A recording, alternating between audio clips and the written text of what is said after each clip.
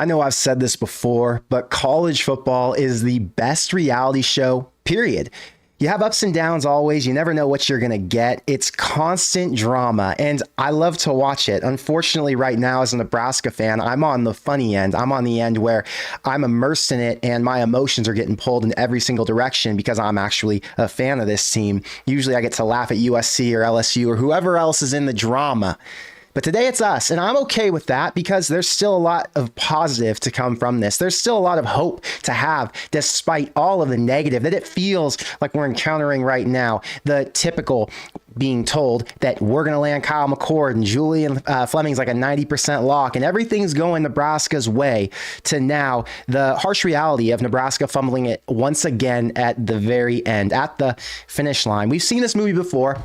It's not like we don't have the skin or the makeup to deal with it, right? We all know how it feels to get to the very end and then have everything taken away. So it's all good. And today we're not here to talk about why it's doomsday and why Nebraska is going to lose next year and fail again like we saw them fail this year and for years past. We're here today to talk about why there is upside, what there is what the reasons are to be optimistic, and we're here to try and digest and understand what the hell went wrong with Kyle Mccord, because as far as I know, and as far as all of us knew, things were trending in the right direction. And I saw tweets saying, oh, he's going to commit to last night or even today, maybe tonight. Julian Fleming will be locked in and we'll keep it moving forward. But obviously plans changed, things changed. Just to catch you up to speed, if you haven't seen yet, because it happened relatively recently, about an hour and a half ago, Pete Nakos reported from On3 that the former Buckeye signal caller, Kyle Mccord, will be moving on from Nebraska and he'll be keeping his options open, which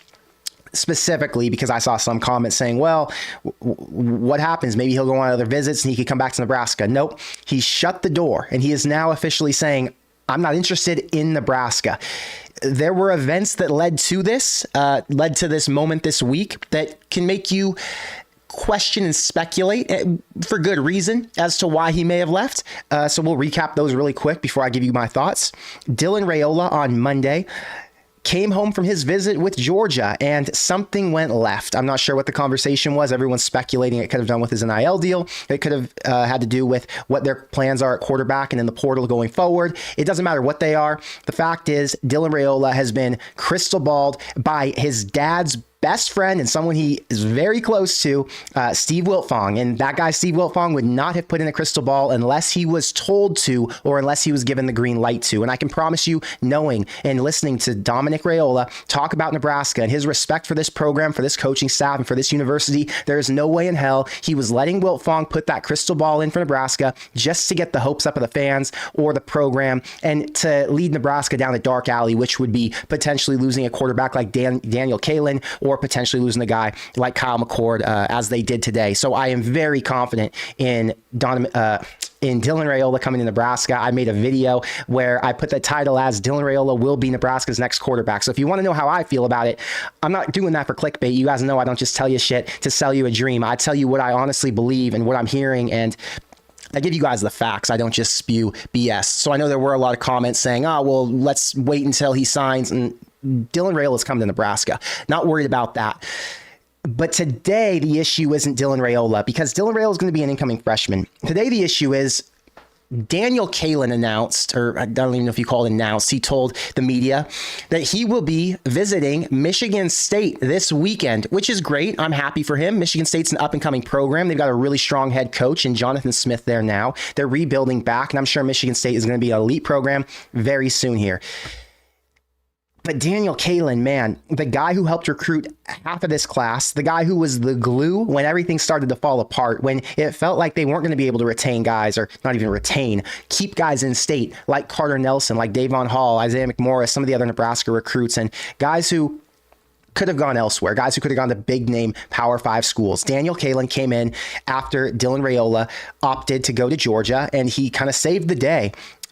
I have a lot of respect for a guy like that, a guy who honored his home school, right, in his home state, and did everything he could to pick up the pieces that another guy left behind. Then Dylan Raiola obviously changed his mind, ended up saying he's coming to Nebraska. Daniel Kaelin now says, hey, I think that's kind of iffy, and I don't know if I feel respected by the coaches, and I don't feel like I've been respected the way I want to be. So he's going to go and check out Michigan State. Totally understand it, but the reason I'm bringing that up is because now you have a quarterback who was potentially your quarterback 3 in this situation, a guy who would have come in and compete for years to come, and now he could potentially leave because he doesn't feel like he's getting the love that he has shown to Nebraska. And I can't argue that. This dude has gone above and beyond. He's decommitted from Missouri, who's a team who, they have 11 wins so far, could win 12 if they beat Ohio State in their bowl game. I mean, that was a big time offer. Right now, Missouri was a better offer than Nebraska was. He was committed there and left there to come to Nebraska because of his love for this state. Wow, Daniel Kaelin, shout out to him. Let me just say that. Reeling it back in, let's get on track. You lose Kaelin. You expect Mccord's going to commit by the end of the night. Mccord says he's done. Who knows what the reason is? The reasons could have been a few things. Number one, it could have been, I want to be guaranteed the starting job. And Matt Rhule said, look, this isn't how we do things in Nebraska. We bring in the best of the best, and we want to make sure you all compete. We want to make sure that everyone has a fair chance, and we're going to make sure we play the guy who gives us the best chance to win, who gives our fans hope, who can fill the seats, because this is freaking Nebraska. If we're going to spend our money, we're going to do it the right way. That could have been one option, or one reason, sorry. The second reason could have been, he got to Nebraska, he watched the film, because I can tell you one of those things they do on recruiting visits. Marcus Satterfield and Matt Rhule would take him in. They would sit down in the meeting room with the coach, and they'd say, here's what it looks like. Here's what we would ask you to do. Last year, heavy run scheme. Heinrich Haarberg right at the middle, a lot of QB powers, a lot of read options and things like that. We would do some rollouts. We toss it around. This year, we want to completely transform the offense. Take out the option. We want to make sure that you're not having to do anything out of the ordinary. Do kind of play a game manager role, similar to what you did at Ohio State. And he might have looked at that and said, well, I'm not sure you have the pieces ready to go. I'm not sure if you can transform an offense like that in just 1 year. I'm not sure if it would be worth it for me. I could go somewhere like a Syracuse or like a Rutgers, who had maybe a little bit more success on offense this year than Nebraska did. And if I go to one of those schools, I might have a little bit more success and a little bit higher of a chance to get to the NFL. That could have happened. You know, there are a ton of reasons, and there are a ton of things we could speculate on. He has, like people have mentioned, he has a dad who's really involved in his business, a guy who's really involved in all of the decisions he makes. So who knows what happened with the dad's conversations and the coaches. Regardless, none of that matters. All that matters is Mccord is gone. Daniel Kaelin is potentially gone. And at this point, I would have to guess he's not coming back, because if he's looking at Michigan State and he's not now, he's not going to honor his commitment to Nebraska because of Dylan Raiola, since they're in the same class, it would all just line up and make sense that Dylan Raiola is the only sure thing in this class. And I know some people in the comments, although I have not read the comments yet, are still saying, whoa, don't say Raiola is a sure thing until that paper is signed. I get it. I hear you. I a little bit agree with you.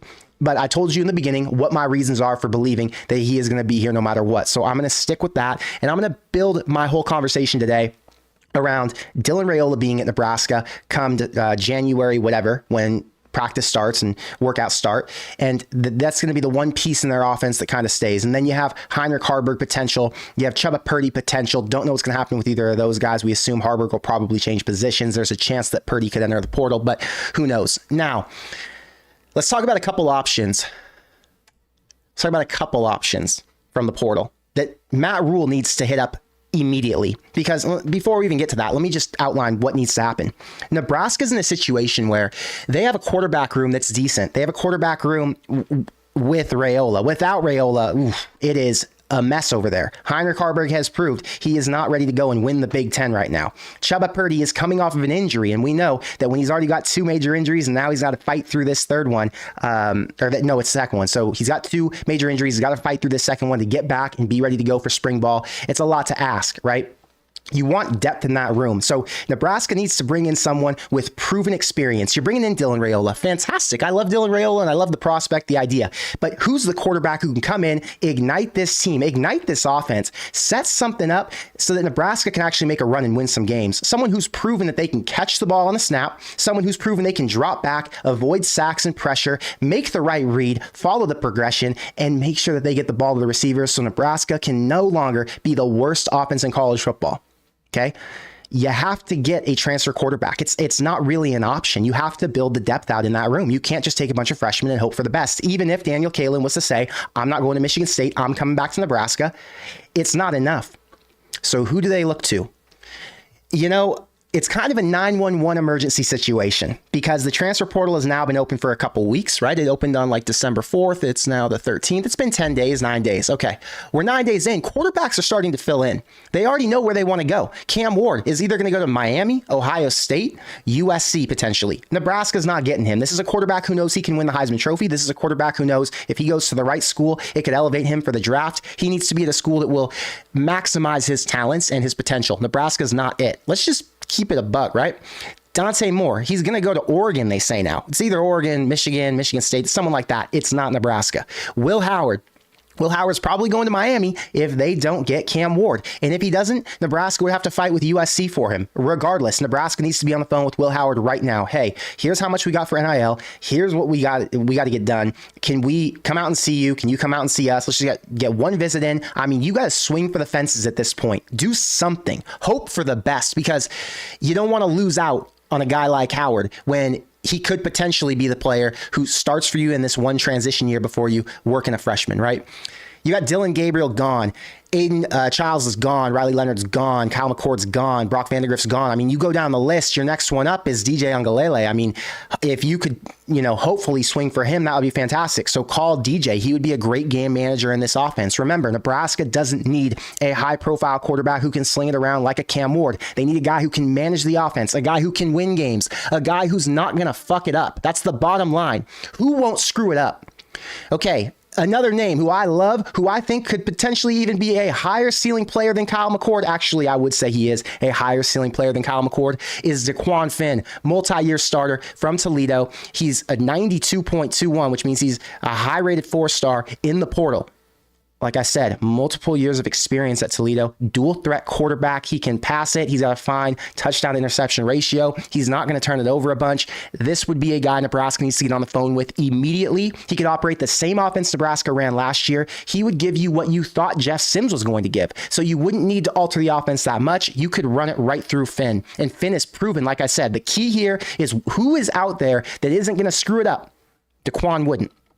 Tyler Van Dyke is gone to Wisconsin. J.J. McLeod's available. This is a tougher one. Is he a Big Ten quarterback? He's played at USF, had some success, played at JMU, had success, but he's a smaller dude. Would he give you a Big Ten body? Probably not.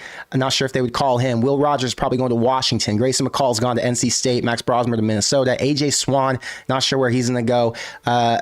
Nebraska could take a shot at a guy like this, but he's on the younger side. I think he's got 2 or 3 years of eligibility left still. Again, he's a proven Power 5 starter, so you would potentially take a look at him. But here's my point in all of this. The options are running thin. Slide through this list. Who else is available? Blake Shapen, who was a guy you wanted, is gone to Mississippi State. Taylon Green, who would have been a stud at Nebraska based on what we saw with their offense last year, is going to Arkansas. Brandon Sorsby from Indiana is going to Cincinnati. The options are running thin. MJ Morris just committed to Maryland. AJ Duffy, don't want him because he doesn't have any proven experience, although he was a highly rated guy coming out of high school. You've got Bryson Barnes, the former walk-on from Utah. I mean, I'm giving you guys the list to show you what's out there and what's available. Malik Murphy just entered the portal. He's got 3 years of eligibility left, or 2, whatever it is. He's not coming to Nebraska, I don't think. The value in him entering the portal is it shows you that other quarterbacks are going to be in there and that these big name schools are going to have to go and collect some of the big name guys, which means Nebraska can hopefully go and land one of the more experienced guys we'll call him a leftover for right now. One of the leftovers. So there are a few leftovers. But it's a stressful situation, let me tell you. Matt Rhule has got to be stressed out because he knows that this offense hinges on a capable and proven senior or junior, whatever you want to say, a guy with experience, a guy who, like I said before, won't fuck it up. Get into Super Chat, guys. I know that you guys have been dropping them in and I don't want them to disappear. David, thank you for the 10. I am one that is scared of Dylan. He jumps way too easy. I was very happy with the thought of Mccord and Kaelin. Maybe I just don't truly understand how good Dylan is, a program changer. Well, let's talk about that for 1 second. Dylan Raiola is a top, 5 quarterback in the country. It doesn't matter what recruiting service you ask. Bottom line, top 5. Every quarterback isn't going to sort it out and tell you how good they truly are until they get behind the line, until they go out there and throw some balls. So right now, we're going to say Dylan is a top 5 QB. We're not going to say number 1. We're not going to be the Kool-Aid drinkers. Top 5. When you talk about a top 5 quarterback in America, you're talking about a guy with the upside and the potential that could win the Heisman Trophy, the guy with the upside and the potential that could be a day 1 or even a top 5 draft pick. You're talking about a guy who will change a program, most likely. Now, if you go and do the percentages, I'm sure it's something like 20% of those guys bust out. Now, at Nebraska, it's really hard to be a bust. At Nebraska, you don't have to perform like a 5-star. You have to perform like a 3-star. If you perform to the level of Adrian Martinez without the turnovers, you hit a home run with that quarterback in that class. And I believe that at the very least, he would perform to that level. We don't know what's going to happen, and we don't know how it's going to shake out. But if you have a chance with that level of upside, with 5-star potential, you have to take a risk on it. You don't worry about Daniel Kaelin. Fantastic guy, great human, did a lot for the program itself. You would hope that he would come here, and you would hope he would be rewarded for it, right? Hope he gets some plays in or whatever, Dylan may leave early and he gets to start as a senior. Point is this: you take the shot because Nebraska has nothing to lose at this point. Nebraska needs to get back on top. And the only way they're going to get back on top is by bringing in program changing and elite caliber players, guys who would play at schools like Georgia. If Georgia and Ohio State, USC, all of the big names wanted a player like this, it tells you something about him. It's more than just what the recruiting services say. It's more than just what we as fans think and have that relationship to his father, right? It's that we know this is a proven arm. This is a guy who's training with one of the top quarterback coaches in America, period. Patrick Mahomes' quarterback coach is his quarterback coach. It's not like this is all hidden information. You go on TikTok and you type in all these guys' names and it'll pop up and you'll see videos of Dylan throwing passes with his eyes closed. This guy is a potential Heisman winner. You have to get him. It's worth it, and Nebraska needs to get back into this position. And if it wasn't going to be with Dylan, take out the Raiola name. Nebraska needs to be recruiting players like this. We're done being average. The average recruiting and not hitting home runs is what is going to keep Nebraska at the bottom of the totem pole. It's what's going to keep Nebraska mediocre. The Big Ten is getting better. It's getting stronger. Oregon, UCLA, Washington, USC, Ohio State, Michigan. Where the hell does Nebraska rank in there right now? I'll tell you where. At the fucking bottom. The only way they get better is when they can recruit some home run hitters. This is a home run hitter. You have to land him when you have the opportunity. Matt Rhule did whatever he had to do. I don't know. I think it was more Georgia screwing it up than Nebraska making the right move. But for whatever reason, they're back in play, and there's a potential that Nebraska could have a program-changing player in the next week here. It's freaking unbelievable. So scratch Mccord. I don't care. It's one season. Scratch Kaelin. I don't care. He's a 3-star player with low high-end potential. He could potentially turn into a quarterback who wins you 9 games, but he is not going to win a Heisman Trophy. Get him here at all costs. These are the type of players Nebraska needs to get back to where I believe they should be. Get into the next super chat. Jackson, I can't see your comment. Thank you for the 10. If you put a comment in here, I will read it from you. It won't let me open it either. I'm sorry. Dash camera, I just had yours and then the chat was rolling and I lost it. By the way, we have 1,300 people. This is our largest live stream since probably, I don't even know, one of the wins that we had this season. That's how big of the news this Kyle McCord situation is and how much excitement there is on any information coming out of Lincoln right now. Nebraska is the off-season hub for college football. Like if you're talking about a team who can bring the numbers, the clicks, the eyeballs, this is the one. This is the team who is generating the most excitement and the most hype. Credit to Matt Rhule. He's doing something right because there wasn't excitement like this before he got here. Dash camera, thank you for the 20. Here's what happened. Aesop's Fable, the dog and his reflection. The dog, Rhule, wanted all the bones, so he dropped Mccord to get Raiola too and might lose both. Just wait, you'll see. When you say it that way, what he would have had to do is tell Kyle McCord, hey, we're not going to guarantee you that starting job. And we know the reason that Kyle McCord left Ohio State was because why? Anyone guess? You guys all know the answer. He wasn't guaranteed the starting job. Ryan Day said, look, you performed at a mid-level. You did not perform at a Heisman caliber level. And until you perform at that level, you do not get to keep your job at Ohio State. This is the premier quarterback university in America outside of, obviously, USC. Kyle McCord wanted a guarantee. He wanted an option where he could go into a school, not feel any pressure, feel like I'm the best guy on the field. I don't think he's got that dog in him like Ohio State fans wanted. I mean, you can go read the comments. Go and look and see what they have to say about him. And Ohio State fans are just like Nebraska fans. They're extremely knowledgeable about the game. They keep tabs on all their players the same way we do. They know what they're talking about. There were a lot of red flags with Mccord. The reason I was so excited about him to Nebraska wasn't because he was an elite, game-changing, former five-star quarterback who was going to take Nebraska to the promised land. The reason I was excited was because he wouldn't give a game away, he wouldn't screw it up for you, and he wouldn't be like what we had last year. It's okay that he's gone. Matt Rhule could have made him a sacrifice, right, to get Raiola, and I'd be totally cool with it. The goal is to build for the long term, but at the same time, we need to get someone in here who can win now. And I just don't know that Dylan Raiola is going to come in as a true freshman and win right away. And also, on top of all of this, if Dylan does get here and Dylan wins the job, props to him. Adrian Martinez started as a true freshman, did perfectly fine, had a great year, and he even earned himself into the Heisman conversation going into 2019. So anything can happen. I'm not concerned about this at all. It's just very important that they build out a quarterback room that if something does happen to a starter, no matter whether it's Raiola, Kaelin, Chubba Purdy, Heinrich Haarberg, I mean, whoever it is, they have depth to get down to the finish line. Nebraska this year went through 3 quarterbacks and they got to the end and they couldn't win when they needed to. When they needed to most, they didn't have a quarterback who could get it done. It was an unfortunate, obviously, situation. We all watched it play out, and these coaches don't want to go through that experience again. They don't want to put their staff or their players through it again. And above all, they don't want the fans to go through it again, because that's when you start losing money. That's when I stop buying hats, when I stop traveling to games, when you guys stop contributing. I mean, they need to win. It's important and it's imperative for the future of this program that Nebraska wins now. They had their fuck up year, their 5-win year. They need to win next year. 6 wins is minimum. If you don't win 6 wins next year, the city will be on fire. So right now, that's why we're talking about who is your backup option in the portal? Who do you go and get to save the day? Because right now you can't rely on just Dylan Raiola. Although he does give you long-term potential, you can't rely on one single player. They need a quarterback room, not a quarterback. Go Big Red Orlando, thank you for the $5 super chat. Do you think this is due to Raiola wanting to start year 1 and Rhule agreeing that this is the future of Nebraska football? So let's tail off on what I just said. I don't know that Rhule would ever promise a player that he's going to start.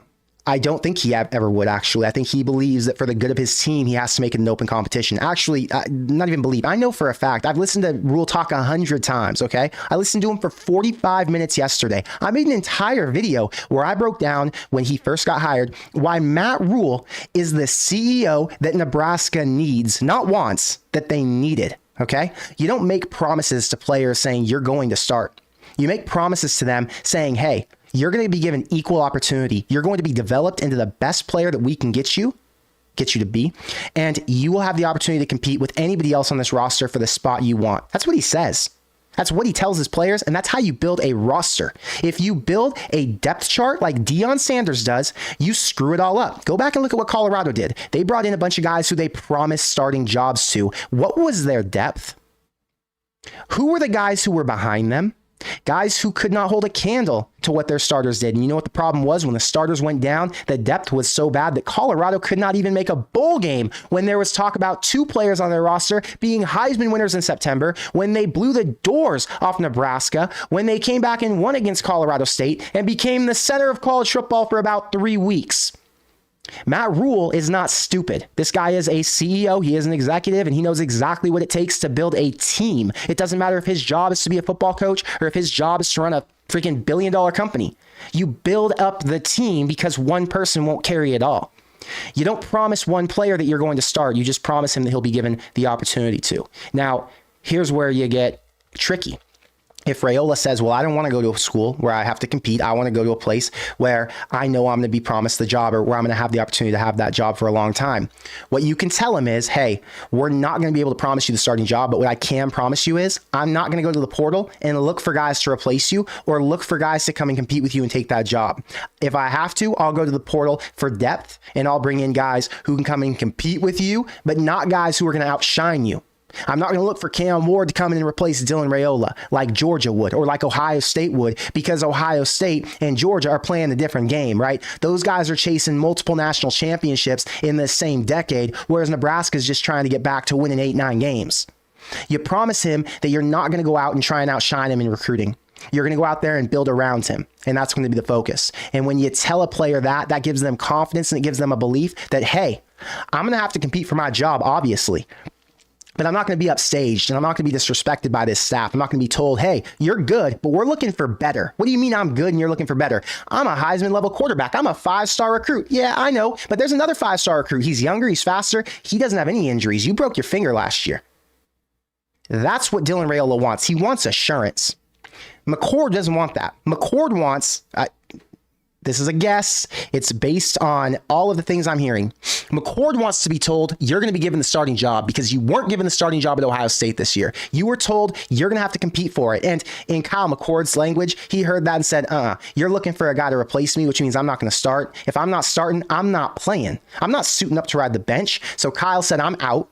He got into the portal and said, which school is going to guarantee me a job? There are a lot of schools who would guarantee him a job. A school like Syracuse, a school like Rutgers, what do they have going on? Are they going to go and land a big-time quarterback from the portal? No. But if they do land one, is he going to have any competition or any challenge? No. He'll be the best player on the team day one. He won't have any concerns. You come to Nebraska and you got a 5-star quarterback breathing down your neck. You have one injury that takes you out for 2 weeks. The 5-star quarterback comes in, lights it up, and now guess what? You wasted your entire senior year. You played the entire spring. You brought in Julian Fleming, your buddy from Ohio State. You did the most to help this program get back on track. And then the 5-star comes in, outshines you, and takes your spot. That would be painful knowing you can't redshirt because you already played in 5 games. That is why I think McCord would have left. Going back to chat, guys. I love the questions, by the way. These are great questions. Sam, thank you for the $5 super chat. Casey Thompson, this is funny. There's a tweet that went out. No, it wasn't a tweet. It initially was an Instagram story posted by Gabe Irvin showing Casey Thompson's waves and that he was in Nebraska. They were in front of an apartment complex, it looked like. Casey Thompson went to Nebraska for an entire year. Casey Thompson's rehabbing right now. I'm sure he was back in Nebraska either rehabbing, picking up his stuff, visiting his friends. Who knows what it is? Casey Thompson's got a lot of time on his hands right now. He's not playing football right now. He's coming off an ACL injury, and he's trying to figure out what he's going to do for next season. I'm assuming he's coming back and playing at FAU, so we'll leave it at that. Casey Thompson is not at Nebraska visiting. He's not at Nebraska considering coming back. That's not a quarterback who they want or who they're after. They're going to go and look to someone in the portal who is a different name than any of us are familiar with, maybe familiar with, but a different name than any of us have seen suit up for Nebraska. And the last thing I'm worried about is Casey Thompson coming to Nebraska. Not even thinking about it. It's not a consideration. Nebraska Edits, thank you for the $2 super chat. We better not lose all of them, Kaelin and Raiola. Look, I said this in the beginning and I want to go back to it because we got a lot more people in the chat right now. When Nebraska got the call from Dominic and from Dylan Raiola that he was considering Nebraska, when that group chat went out to the wide receiver room that Dylan said, I'm coming, get ready, they were not coming to say that to screw up Nebraska's entire quarterback room and let their university down. I'm screw up all these names. There's a lot of names going on here, okay? Dominic Raiola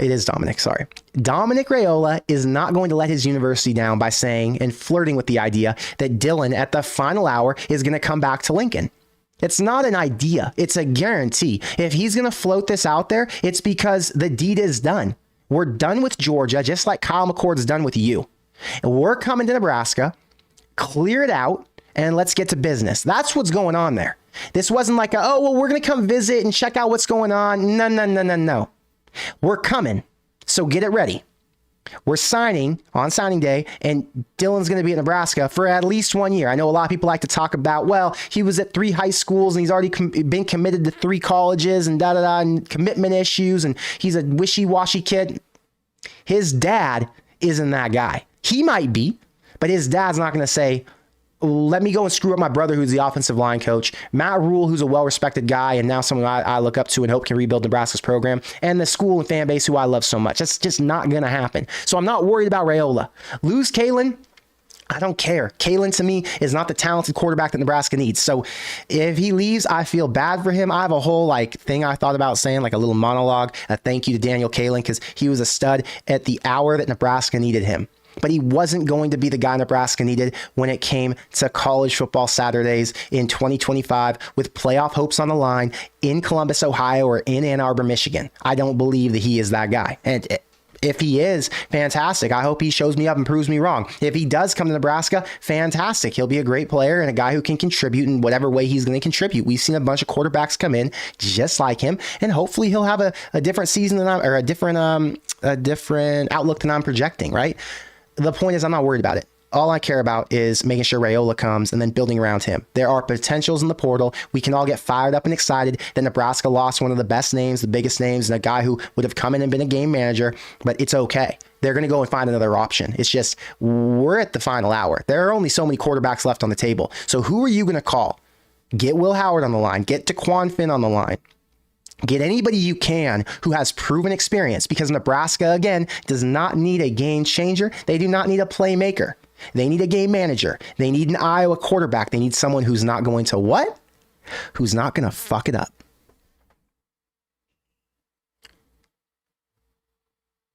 There are a lot of comments in here, and I'd love to respond to some of these. They're on just random topics. You guys are crazy in the chat. I guess this is what happens when we got 1,500 people on the live stream. This is our biggest live stream of the year, by the way, guys. Biggest live stream of the year, and it's got nothing to do with a football game. Football's not starting for 9 more months, and we've got the biggest live stream talking about a team that's not playing a football game this month, next month, the month after that, or anytime in the near future. It's freaking crazy. Nebraska fans are wild. Heroes of the Scape, thank you for being a member for 10 months. Last 2 freshman quarterbacks were Taylor and Adrian. Both good. That's the thing. I'm not saying Nebraska needs a quarterback to come in and be lights out right now because we need a quarterback who's going to come in and change the game. We need a quarterback to come in and build depth. We need a quarterback room to be built. We need more than what Nebraska has going on right now. The quarterback room today is as stands. Chubba Purdy coming off an injury where he had to have surgery. Heinrich Harburg, who I don't believe is meant to play quarterback. Anyone else? As it stands, Raiola's not signed to Nebraska. So those are the only 2. Jeff Sims is in the portal. He's gone. Who are you going to put on scholarship? You got to go and find them. You got to build that room up. But, in the best case scenario, Dylan Raiola shows up. He looks like either of the Martinez boys. He looks like either of them. Comes out, lighting it up. Throws for 3,000 yards as a true freshman. Maybe has some picks. Maybe has some issues. But we see that he's the future. We see that he can build into something better over time.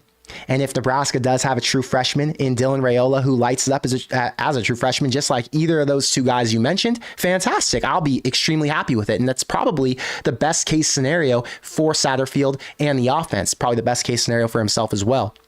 But like I said, it's not about getting a true freshman in who can start. It's just about building up a room right now. The fear is you don't have a room and you don't have enough to go the distance. The season is a long deal. It's 3 months, it's 12 games, not including the playoff, not including the Big Ten championship or a bowl game or wherever else Nebraska lands or finds itself. You've got to have a room who can get through it. Rod, thank you for the $50 super chat. Connor, you're in your zone, answering everything I'm thinking. Let's chill and let Rhule and company do their thing, GBR. Right now I'm fired up, Rod. I'm also wearing your hat. Rod sent me this hat, guys.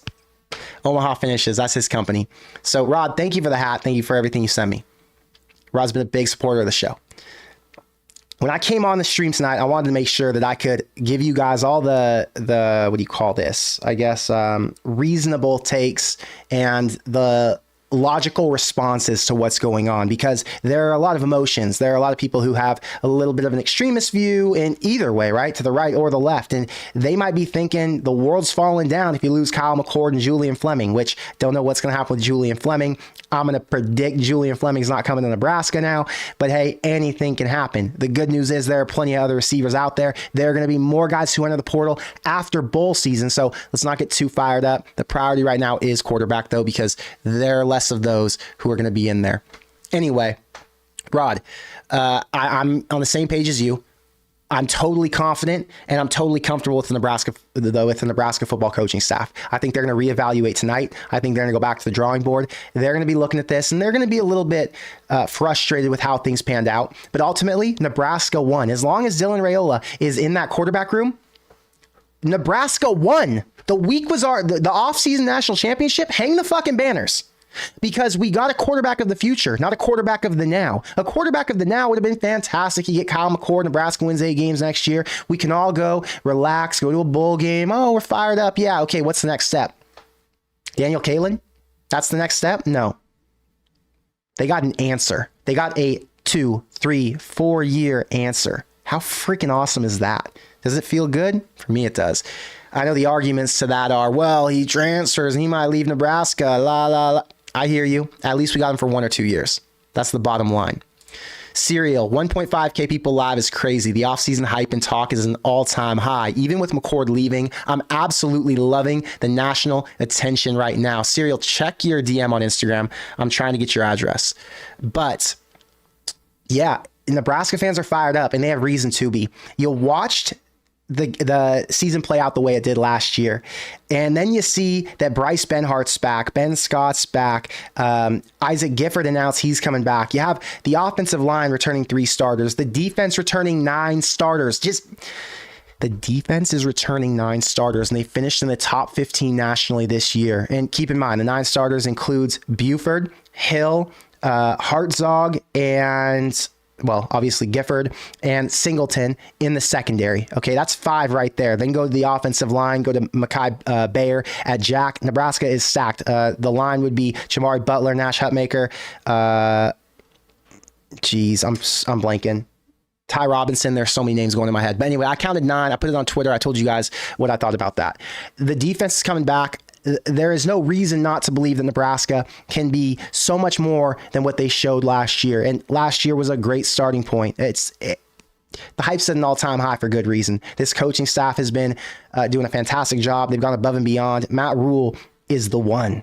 And I think it's pretty apparent now that although he's going to swing and miss, just like any coach would, he's building back. He's taking a program who's been in the dumpster, a program with fans who are so freaking fed up, guys like me who are so over all the nonsense, and he's finding ways to right the wrongs. So yeah, Serial, I hear you. It's a freaking great time to be a Nebraska fan, and that's why we're all here right now. We're all here speculating and just hoping for more. Bull Party, thank you for the 5. Kaelin's dream was to play at Nebraska. He's a Nebraska kid. The guy bleeds Husker red. Got a feel for him. Hope he doesn't beat us when he's at Michigan State.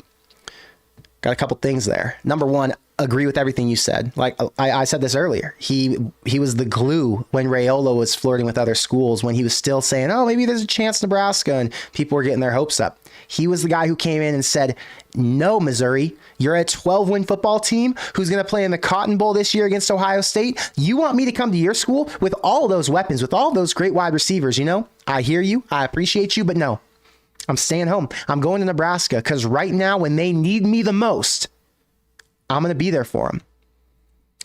And then who do you blame?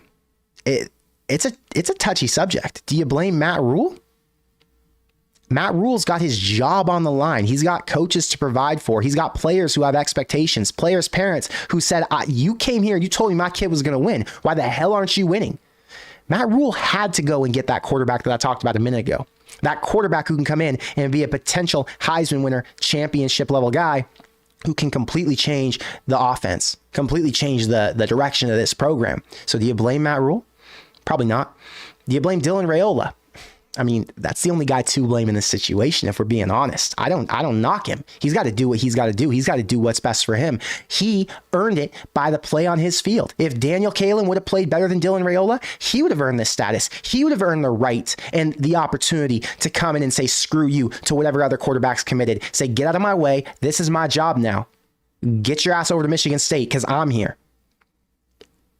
He had the opportunity to earn it. He didn't do it. So you feel for him. I think he's going to be just fine. I hope he doesn't come to Nebraska when he's playing at Michigan State and beat him. But I do hope he does end up earning a starting job at Michigan State or wherever else he goes. If he comes to Nebraska, I hope he gets time to play here. Look, I'm a total supporter of Daniel Kaelin, but I'm also a realist and I'm frustrated. You've heard me. This isn't the first time you've been to my live stream. You know I'm fucking pissed off at the direction of this program and where things have been going, and that I'm finally happy and content with them getting back onto rebuild mode, right? And that I'm excited that there's a chance they can go out and land some of these top players. So I don't have sympathy for anybody who's going to get in the way of that. I want to see Nebraska get back into its rightful position of being a tier 1 football program. So it's hard for me to care about single players who are getting beat out by other guys. I love and appreciate good-hearted, strong-willed men who are doing right in society and who are trying to be the best versions of themselves. So that's why I want to see Daniel Kaelin win.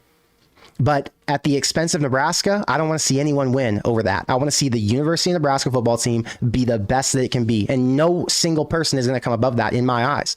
I want them to win. If Matt Rhule had to get fired because he was cursed, so be it. I love Matt Rhule. I think he's freaking awesome. But if he was the single reason that Nebraska had to move on from something to move on to greener grass, so be it. There is not a single person who's above that right now, in my opinion. So that's why I have the takes I have. I feel for him. He bleeds Husker red. I hope the best. But all I care about right now is Nebraska selfishly getting back into becoming a tier 1 football program. Sam, thank you for the $10 super chat. Sucks we lost Mccord, but all we need is B-level veteran QB play from the portal to start with Raiola, which we can get from Finn. You mentioned other names here. I thought you were about to say some other names. Also, Demon Demas just tweeted the corn emoji. Demon Demas is a former 5-star receiver who went to Texas A&M, who had some issue. I think he got kicked out of school, left school. I don't know what the drama was, but something happened there. Ended up going to a JUCO. It didn't look like he was going to graduate from Nebraska or from the junior college to be able to commit and sign with Nebraska. So I didn't think that Demas was going to be able to come to Nebraska. If he did in fact tweet the corn emoji, that opens the conversation back up. So I'll be looking at that after I get off here. I'll go to Twitter and see what the deal is. It'd be freaking awesome if Nebraska got a guy like Demas in, because he's a freak athlete. Like I said, former 5-star guy. Go type that name in, right? I'll do it for you. What am I talking about? We're all here together. You guys got time. We're not going anywhere. It's a what? It's a Tuesday night? Wednesday night? Yeah, we're good. I'm going to show you. Demon Demas from Garden City JUCO. Here we go. So you go back to high school. Tomball High School. The number 4 wide receiver in the country, the number 31 player in the nation. He's now what, 21 years old, body develops. He's ready to go. 6'3", 182 coming out of high school. He's got to be 200 pounds now. Goes to A&M, doesn't work out, goes to Garden City. He'll be ready to play at Nebraska if they want him, if they can take him, if he graduated. So that whole receiver talk that I talked about a minute ago with Julian Fleming potentially not coming here, it would suck, but there's always another guy. There's always going to be receivers out there. And I think that's the important thing to know. Quarterback, different story. You got to go out and get the best quarterback you can get while you can get him. But receiver, I feel good about. Jacob, thank you for being a member. Thank you for the $10 super chat. I think Mccord wanted a guaranteed starting job. That's why he's leaving OSU. Correct. And after the Raiola news happened, Rhule couldn't guarantee the job anymore. Just my read, though. You know, Jacob, that's logical. That's smart. It's very simple, and there's not much more to it. And I think you're spot on. I would venture to say that maybe there was a disagreement about the Raiola thing, because he thought, well, if you're bringing in a 5-star quarterback, doesn't that mean you're going to open up the conversation? And if that did happen, then Rhule would have told him, to be honest with you, Kyle, I don't believe in handing out starting jobs. Now, when I first recruited you before the Raiola news broke, yeah, of course I could promise you the starting job, because all I would have to say is, hey, Kyle, you don't get the starting job, but here's your competition. You could have gone back, or he could have gone back and watched the film and then said, well, obviously I'm going to get the job. The writing's on the wall. I can go to Nebraska, no problem. And it's essentially guaranteed. And that would have been enough. And unfortunately, things changed. When the circumstance changed, obviously, things got a little iffy. So he's gone, and I'm not looking back. I'm not concerned about it. At best, he was a game manager. And they aren't losing a game changer who is going to win them 10, 11 games next year. That's just the way I'm looking at it. There are other Kyle McCords in the portal. That's the bottom line. Daquan Finn from Toledo, in my opinion, is a better quarterback with a higher ceiling than Kyle McCord has. Go and look up Daquan Finn highlights right now. He almost beat Illinois in Illinois this year. He's a good quarterback, and he was playing at Toledo. He led them to like 10 wins or something. He's good. So, yes, I'm not concerned, man. I'm not concerned about that. You know what I'm concerned about? I'm concerned about the offensive line continuing to trend up. I'm concerned about the running back room and some stability when you bring back Gabe Ervin and Ramir Johnson, who are both coming off major injuries. I'm concerned about the wide receiver room improving. but I'm not concerned about quarterback, because if I called Matt Rhule right now and I said, hey, Matt, I've got a problem. I've got 1,550 Nebraska fans on my live stream, and we're all stressing the fuck out about quarterback. You know what he would do? He would laugh. He would say, Connor, go look at the portal. He'd say, and Connor, don't forget, we didn't need a game changer last year to win how many games? I'd be like, Matt, it was like 8 or 9. He's like, exactly. What did we need? I'd say, we needed a game manager. We needed an Iowa quarterback. He'd be like, exactly. He's like, you think I can't go and get that? And I'm going to say, Matt, I'm sorry for wasting your time. I'm an idiot for even questioning you on this. You're Matt freaking Rhule. This is the University of Nebraska. Of course, you're going to go out and get a game manager from the portal. And then Matt's going to say, have a good night. Tell your subscribers GBR. I'm going to say, yeah. And then I'm going to say GBR. And then we're all going to laugh, and we're all going to, go to bed tonight and think, wonder who the next news report will be. Pete Nako's reports Nebraska's after game manager XYZ. And then we'll all be like, okay, all is well in Lincoln, Nebraska. That's how it would go down if we're being honest. Darren, great content. Love the passion. GBR, most important. All glory goes to God. Yep. Thank you for being here. I appreciate you for the support. Trying my best to keep things entertaining. There's a lot going on in Lincoln right now. And if I wasn't here to not report on it, to react to all of this news, what am I going to do?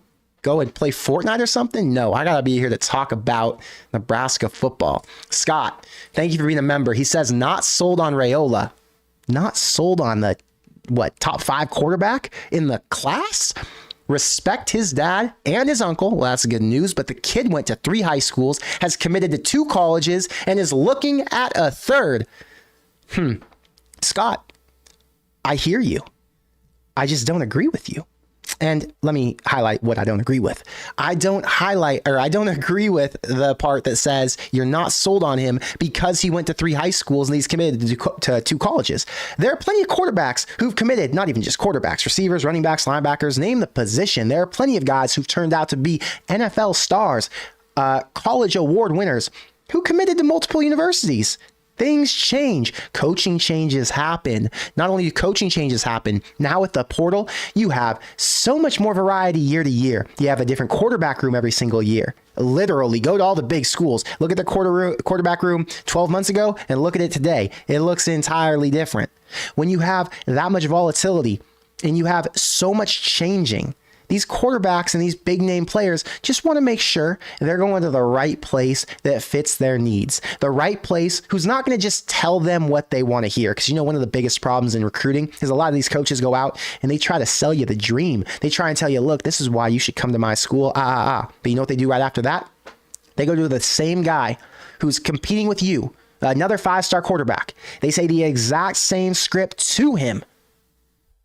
And what are you supposed to believe as a 16, 17-year-old kid? World in front of you, plenty of opportunity. But you've got these freaking sharks who are coming in saying, look, I need to land a 5-star quarterback. I need to land somebody who can get my program going. Because if I don't, my money's cut off. I'm getting fired. So when there is this much on the line, you got to make sure you're making the right decision for yourself. That's my first thought on the college decommitments. Now, when we talk about the high school moving, he went to one high school in Texas. I don't know what happened there. He wanted to go to, I think, a bigger name high school. He went to Pinnacle, or he went to whatever school in Arizona.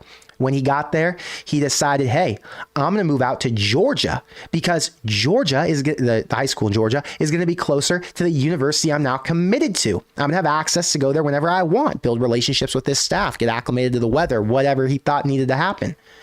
He didn't leave those high schools for any other reason than what I just talked about. One was probably to go to a better school.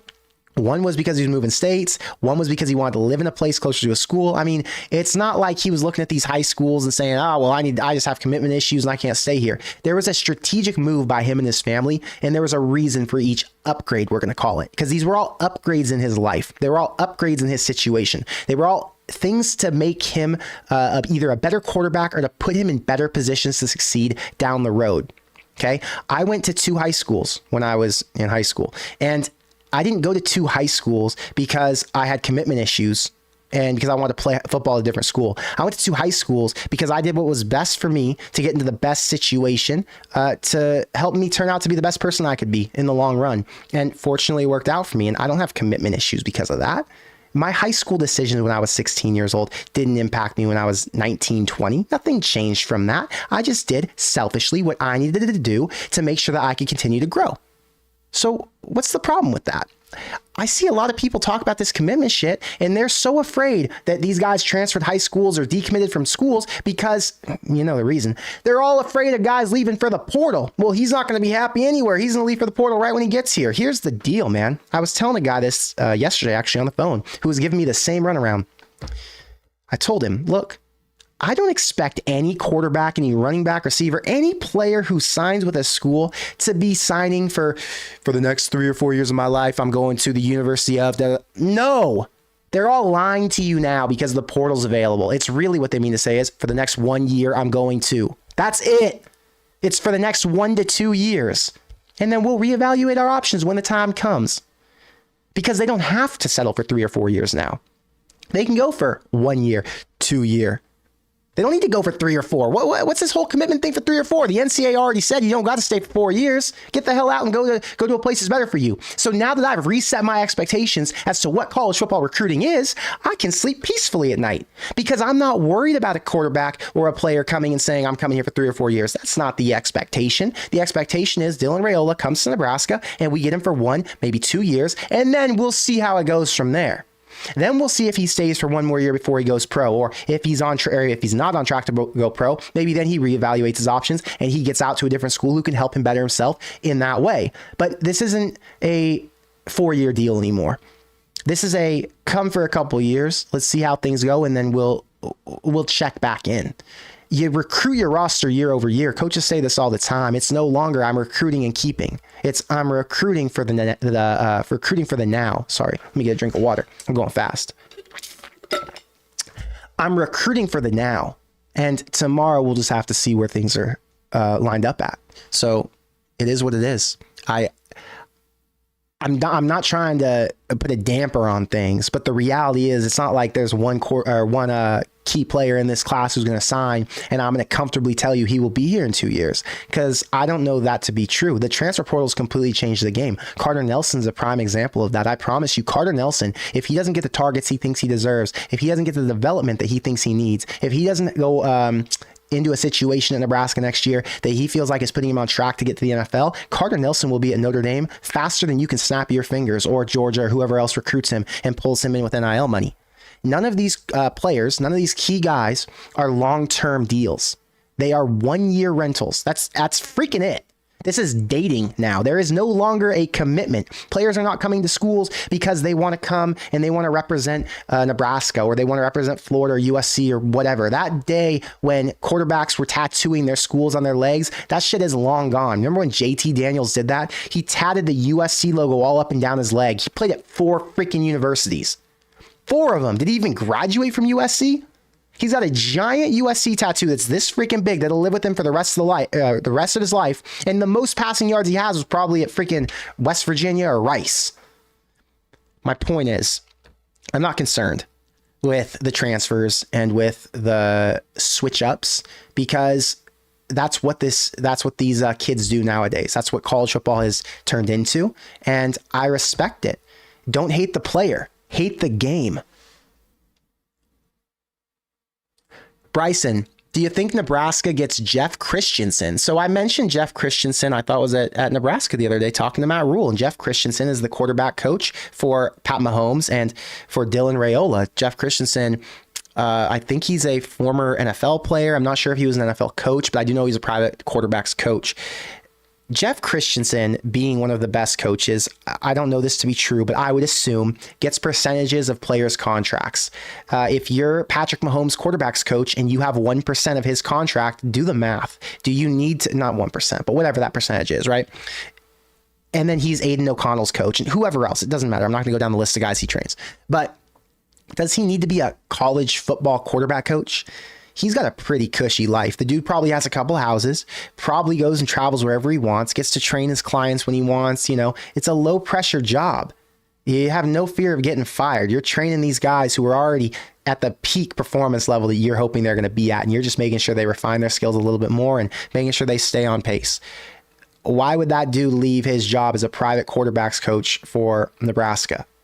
I'm not saying that you should have expected anything else. I'm not saying that I expected you to know his history or what his deal is. I'm just saying I don't see it because of that reason. Now, if Dylan Raiola is going to come to Nebraska, I can promise you Jeff Christensen will probably have a say in who that next quarterback coach in Nebraska is, because if they're saying Dylan's going to be at Nebraska for the next 3 years and that's the intent, we need to make sure there's a quarterbacks coach in there who I vibe with, because if Jeff's his main guy, they got to be giving him the same pointers. Otherwise, if one dude's teaching him to step left, the other one's teaching him to step right, there's going to be some conflict. You don't need any conflict in this situation. You need to make sure that everyone's on the same page and that we all know that we're all going that direction.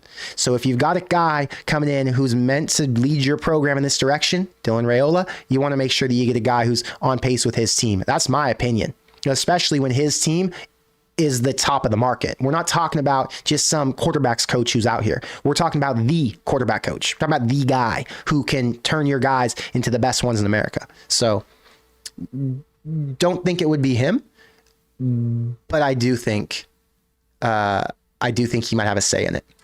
Bull Party. Kaelin literally won the accuracy competition at Elite 11 and he's being talked about like he's some bum. No, forget that. He's not being talked about like a bum. He's a potential Power 5 starting quarterback. He's being talked about like he's not Dylan Raiola. He's being talked about like he's not the key guy. He's being talked about like he's not the guy you're going to build your program around when you have the opportunity to go after a 5-star player.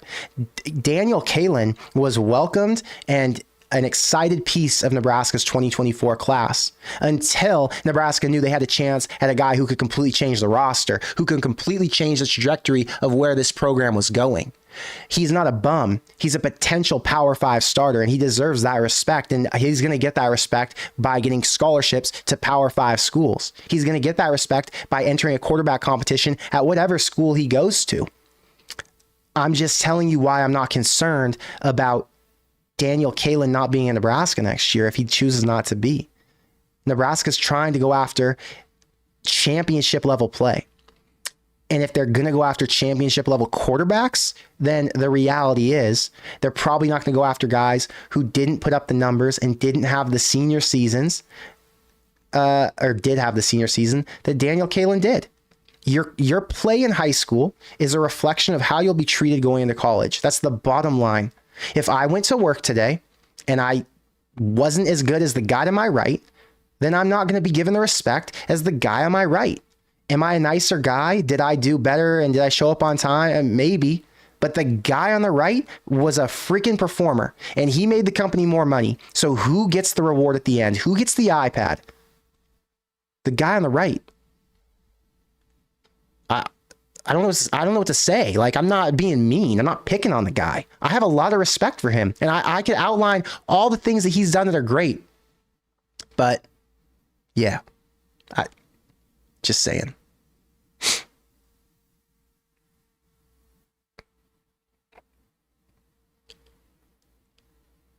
Here's a good question. If Dylan starts, will they rank Nebraska to start the year? No. If Dylan was the starter in Nebraska, a true freshman, doesn't matter if he's a 5-star, Nebraska's not being ranked next year. Nebraska to be ranked next year to start the season would need to land at least one receiver from the portal and a good one, like a Julian Fleming caliber. And they would need to get probably another receiver from JUCO or something. And then they'd need to get a big name quarterback. Kyle McCord would have done it. That would have been a potential who could have pushed Nebraska into that ranked conversation. The defense that's coming back is going to do enough to really hype up the preseason talk with Nebraska. All the magazines will be putting them in All-American conversations and ranking them with some of the defensive units like Georgia and Alabama, Michigan, whoever else. So there'll be a lot of hype, but they need a quarterback. They need a guy who's proven, a guy who's experienced, a guy who won't screw it up like we talked about earlier in the show, right? I think that's the important part. I see a lot of comments about the Demon Demas thing. Again, I don't know anything about the Demon Demas thing. The Demon Demas thing is super freaking simple. If he can graduate from JUCO, I think Nebraska's got a spot for him. So the question was, could he graduate? And the last I heard from Sean Callahan was he wasn't going to graduate on time, and Nebraska probably wasn't going to go after him because he wasn't going to have the situation where he could leave and enroll. So that's my thought. Tom, with Will Howard, you get a solid game manager and a good mentor for your freshman QB. You know, Tom, that's a great point. We all want Will Howard. Will Howard would be a great fit at Nebraska. He would actually come in and be, in my opinion, a better fit than Kyle McCord would have been. He can run a little bit more. He's a bigger body. He could take those Big Ten hits if things did go left with the offensive line. I would love to see Will Howard at Nebraska. The unfortunate truth is Will Howard has a crystal ball to Miami right now. And if Miami doesn't get Cam Ward, who's their top target, I'm sure they're going to get Will Howard. And if Will Howard doesn't end up at Miami, I think USC's on his heels as well. So Will Howard's going to be a really tough get. Do I think Nebraska's going to call him up and see if they can take a shot? Probably, if he didn't already tell him no, like give him a hard no. So we'll see what happens. I mean, it's going to be a very interesting situation to watch it out play out over these next couple of days, because Matt Rhule knows, just like we all do, that they need an experienced quarterback to come in and help get this thing going, help create some stability, create a quarterback room, not just have a single player back there who's a big name.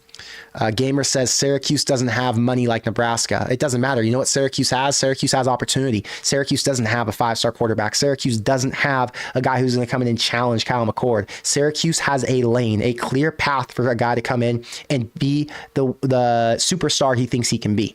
So shout out to Syracuse, or Rutgers. He could go to Rutgers still. Don't forget it. But yeah, we'll see. Pete says, I wouldn't say Kaelin's gone yet. There are a lot of QBs looking at Michigan State. You know, I don't think it's just about Michigan State. I don't think it's just about this one school that Kaelin's flirting with. I think the idea is that Kaelin's frustrated now. I think Kaelin's looking at the entire situation like, damn, I gave my all. I did what it took to make this class stick together. And now at the final hour, 7 days before I'm supposed to sign, I guess 9 days technically before I'm supposed to sign and lock myself into 4 years at Nebraska, because I think he's the type of guy who would stay for 4 years. You guys are telling me that you're taking Dylan Raiola, but you're still going to honor my scholarship. What the hell is that? I think that's what he's thinking in his head, which to me means he's not worried about where he goes. He's just worried about getting the hell out of here. He's not worried about going to Michigan State and having to compete with 4 quarterbacks, because that's what would happen. He wouldn't go into an easier quarterback situation at Michigan State than he would at Nebraska. It'd be the same shit. Aiden Childs is essentially a true freshman going to Michigan State, and Aiden Childs has the same upside that Dylan Raiola does. So he's going to what? He's going to fall into the same exact situation. Okay. If you want to do that, then that tells me you're not looking for a place to play. You're looking for a place to be respected. And if he wants a place to be respected, there are plenty of Power 5 schools who would take a shot on him, I'm sure. He's a good quarterback. Like someone said in the chat earlier, he won the accuracy competition at the Elite 11. So he's not going to be zeroed out, but it is tough now when you're talking about the final hour. A lot of these coaches have already made their decisions with the quarterbacks they want, and he may have to go a step down to a school who has a lesser quarterbacker who's willing to take a shot and give a scholarship out. But yeah, we'll see. It'll be interesting.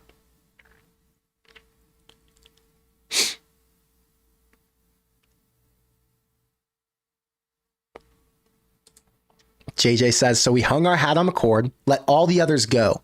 And now we have to rely on the turnover QBs from last year or a true freshman with 0 experience.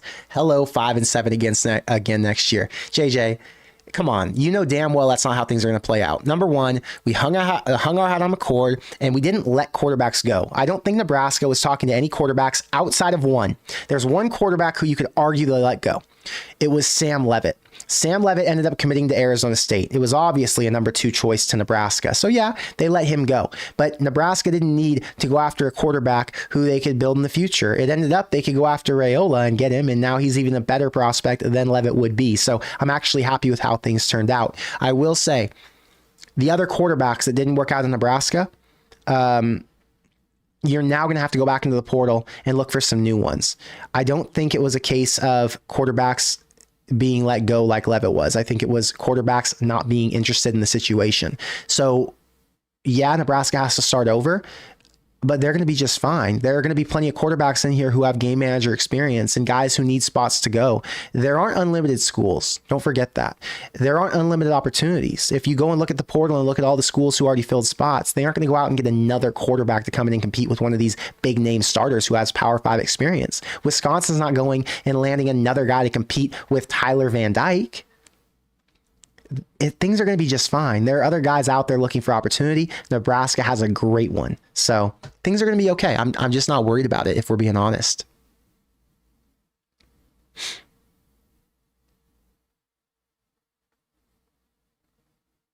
Tanner, thank you for the $2 super chat. If Kaelin decommits, does that affect Carter Nelson?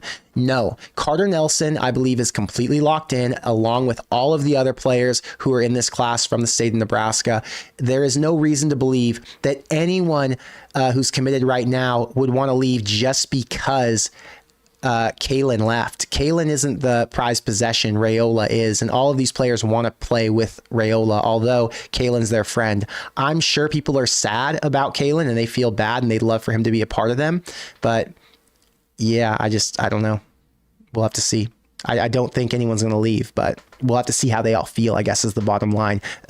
No one's going to leave. That's my take. And I have no reason to believe that any big name player is hanging their hat on another single guy to come into this class for them to honor their commitment or them signing. Tone Zeus, thank you for the $2 super chat. What's the latest with Gatlin Blair? I have zero idea. I wish I could tell you. Let me look it up. I think it was like, let me see, Michigan. He is crystal balled to Michigan. 100%. So I'm assuming he's going to go to a big school like that.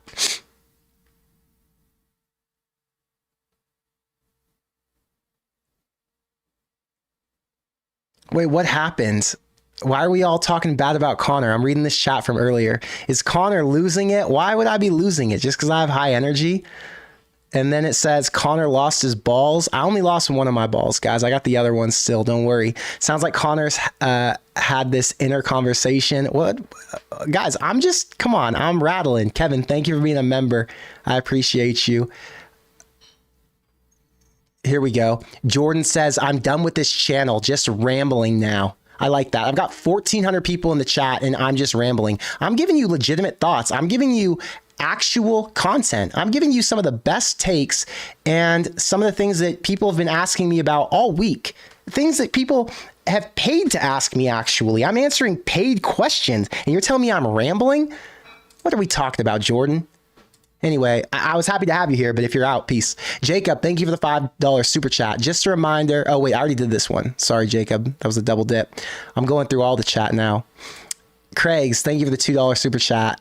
Thank you for being a member as well. I just hope Amigos doesn't jinx Sims or doesn't jinx Raiola like they did Sims. You know, that's a great question. What's going to happen for all of the new NIL deals? Are these new quarterbacks who come in who may or may not be proven, are they going to be given as much as Jeff Sims was going to be, or as much as Jeff Sims was given? Sorry. Are they going to be given the same kind of respect in terms of money right out the gate? Are they going to be shown the same love? Or is there going to be kind of an element of, well, we want to see him prove it for a minute. Coaches, let us know how this is going to go, and then we'll throw the whole bag at him. Or are there performance measures? I don't know how that's going to go in the future. It's all things to think about, because do you risk so much money on guys who could potentially flake out, not play at all? That's questions that are above my pay grade. Kevin, thank you for being a member. Thank you for the $3 super chat. Oh, wait, do you have a comment? I don't. Oh, here we go. He says, not every year we get a Dylan Raiola, more like once in a generation. You know, and I think that goes back to the point I was talking about earlier when Jordan said I was rambling. If you have a chance to get a generational talent, whether he's got transfer history issues or whatever other excuse people want to make, looking for the negative, you take that shot and you hope it pans out. Nebraska needs to do something drastic to get back into the front lines and to get back to becoming a tier 1 football school. And the only way you do that is by bringing in top level, elite level talent. So shout out to Matt Rhule for figuring it out, and shout out to Georgia for screwing it up. Jordan, thank you for the $5 super chat. Jordan Jensen, I'm looking for your name in here if I can answer one of your questions, but I don't see anything, and it won't let me open the super chat. Well, Jordan Jensen, I'm looking for your name. Go Big Red Orlando. Did I already get you? No. If we have learned anything, it's that Rhule always has a backup plan and comes up with solutions. He got Kaelin when Rhule was out, and he benched Sims, and obviously we saw Harburg. I think that's the beauty, and that goes back to what I said before. We have a CEO. We have an executive leading this program. He thinks 2, 3, 4 steps ahead. He makes sure that there is always a backup option. He got screwed this year. The offense got absolutely rung up. 3, 4 weeks into the season? I think it was 4 weeks into the season, and lost so many starters. And when you lose all those guys, you're eventually going to run out of options. But he was prepared. You saw that Nebraska could go all the way back to their 4th string running back and still be okay. Emmett Johnson performed perfectly well down the stretch and looked like a starting running back. You saw that he could go into the depth and play Chuba Purdy, decent, and play Heinrich Haarberg, who had his moment. So the fact that this team, and on defense, that you're playing true freshmen. I mean, they were expected to be the depth, and they ended up being some of the stars. So yes, Matt Rhule has a plan. Matt Rhule's going to do just fine. I did my fake phone call with Matt Rhule earlier. If you heard that one, you know what I said. Why are you concerned? Matt Rhule's telling us this right now. Why are you concerned? I'm going to figure it out. This is the University of Nebraska, and we're not looking for Georgia, Ohio State, or USC level talent right now. We're looking for guys who can get the job done, not guys who can exceed expectations or go above and beyond and win awards. We're looking for guys who can do the bare minimum of what we ask. That's all you need. And there are guys out there who can do it. So yeah, go Big Red Orlando. I agree with you and what you said 100%.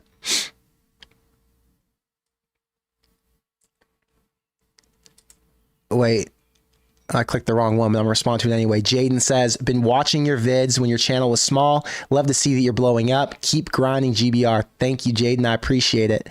The other day, we had like a giveaway, and I DM'd some people on Instagram, and I gave away, I said I was going to give away 6 hoodies to people who commented on my Instagram photo, and I ended up giving away 10 hoodies, and I gave away like 6 t-shirts. So I sent out a bunch of stuff today, but there were a couple people who haven't responded to my DM yet. It's from my personal page. So if you follow me, I mean, you got the DM, but just make sure you check Instagram.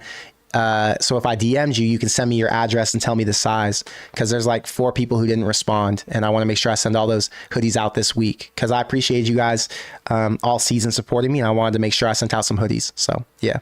Jordan, I got your super chat this time. It says, did we honestly think we'd get multiple amazing recruits? Guys, it's not the 90s. Wish we were appealing. I just don't see it. Love to be wrong. Jordan, thank you for the 5. But Jordan, why are we coming in with pessimistic energy? Nebraska won the offseason national championship this week, baby. We're chilling. Look, you can't get everything. You can't, what did they say? There's some quote, like, hey, you can't have your cake and eat it too. I mean, there's all kinds of quotes, all right? I'm not going to drop them all on you, because honestly, I don't listen to quotes and I don't know them. I spit out my own shit. But here's the deal. Nebraska didn't need to get multiple amazing recruits. Nebraska didn't need to get 2 5-star quarterbacks. They needed to get their quarterback of the future, and they needed to get a quarterback who could lead them right now. That's not off the table. They can still go out and get a guy who's a game manager, who can win them games today, who can supplement that QB room and help Dylan Raiola and whoever else is going to be back there, Chuba Purdy potentially, whoever. The door is not closed. Again, this multiple 5-star recruits thing has been floating around. Kyle Mccord was not a 5-star recruit. Kyle Mccord was I think a 4-star transfer portal guy who was a mid-level Big Ten quarterback this year, who thrived and had a lot of success because he was playing with the top receiving group in the country, was playing with a great defense to help support him. I think a top 5 defense nationally. And then he was playing with an amazing offensive line, amazing running backs. I mean, the guy was set up for success, and he was still fucking mid. Okay, I was trying to drink the Kool-Aid with everybody and say, oh, Kyle Mccord, this, that. I mean, did I show you the graphic I had made? I made this graphic. Not I made it. I went and paid a guy to do the cutout. I made the rest of it. But I believed that there were upsides to Kyle Mccord, but I had to sell myself on the dream, right? I had to sell myself on him because I told people 2 weeks ago when they first started flirting with his name in the portal, I said, this is not the one I want. Go ask Vince Lindenmeyer. Where's Vince? Vince, did I not tell you I'm not sold on this freaking guy? Not because I didn't think he could be Nebraska's game manager, but because I was hoping they would go out and get someone with more potential, someone who could win them 10 games, not come in and win 6. Kyle McCord's good. He's not great. Kyle McCord could potentially come to Nebraska and manage his way through a season, but he's not going to be the game changer we had hoped for. You think that this guy's going to come from Ohio State, where he had the best offensive line, the best receivers of all time, the best running backs, come to Nebraska where he's got an empty cupboard essentially with a bunch of young guys playing, and he's just going to come and explode on the scene? He already couldn't explode when he was at Ohio State. And you're worried about him leaving? Jordan, you know better than that. You know damn well, as much as everybody else in this chat, that that was not a 5-star QB. We were all just drinking Kool-Aid and trying to get excited because his name is Kyle McCord and he's from Ohio State and he used to have 5 stars attached to him. He belongs at Syracuse. He belongs at Rutgers. And guess what? That's where his ass is going to end up.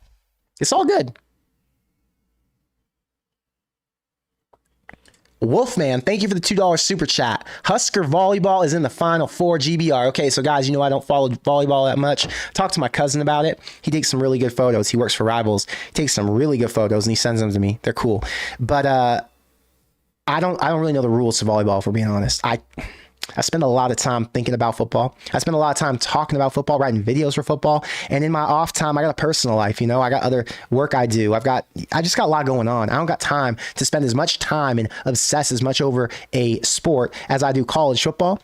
I just don't have any more time in the day. So I can't really think about volleyball, but I do know they're in the Final Four. I am going to watch the championship game. If they make it, I'm going to watch the national championship. No question. I'll carve some time out of my day, even if I got to work on a video. Maybe I'll write some notes while I watch it. All that said, thank God Nebraska has a sport and a team who's carrying the weight right now. As it stands, Nebraska's a volleyball school. Shout out to them. Jerron, I don't know how you say your name. Jerron. Do you think Fleming's chances of coming to Nebraska are over? I think the chances severely dipped.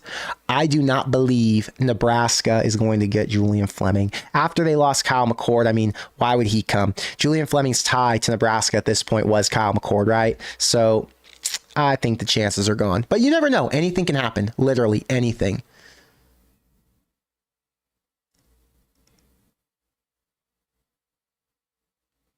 Here we go.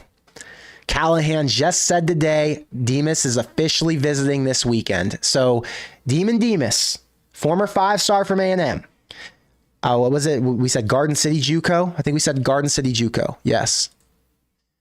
Garden City JUCO. He's a top 3 JUCO receiver in the country. If you can't get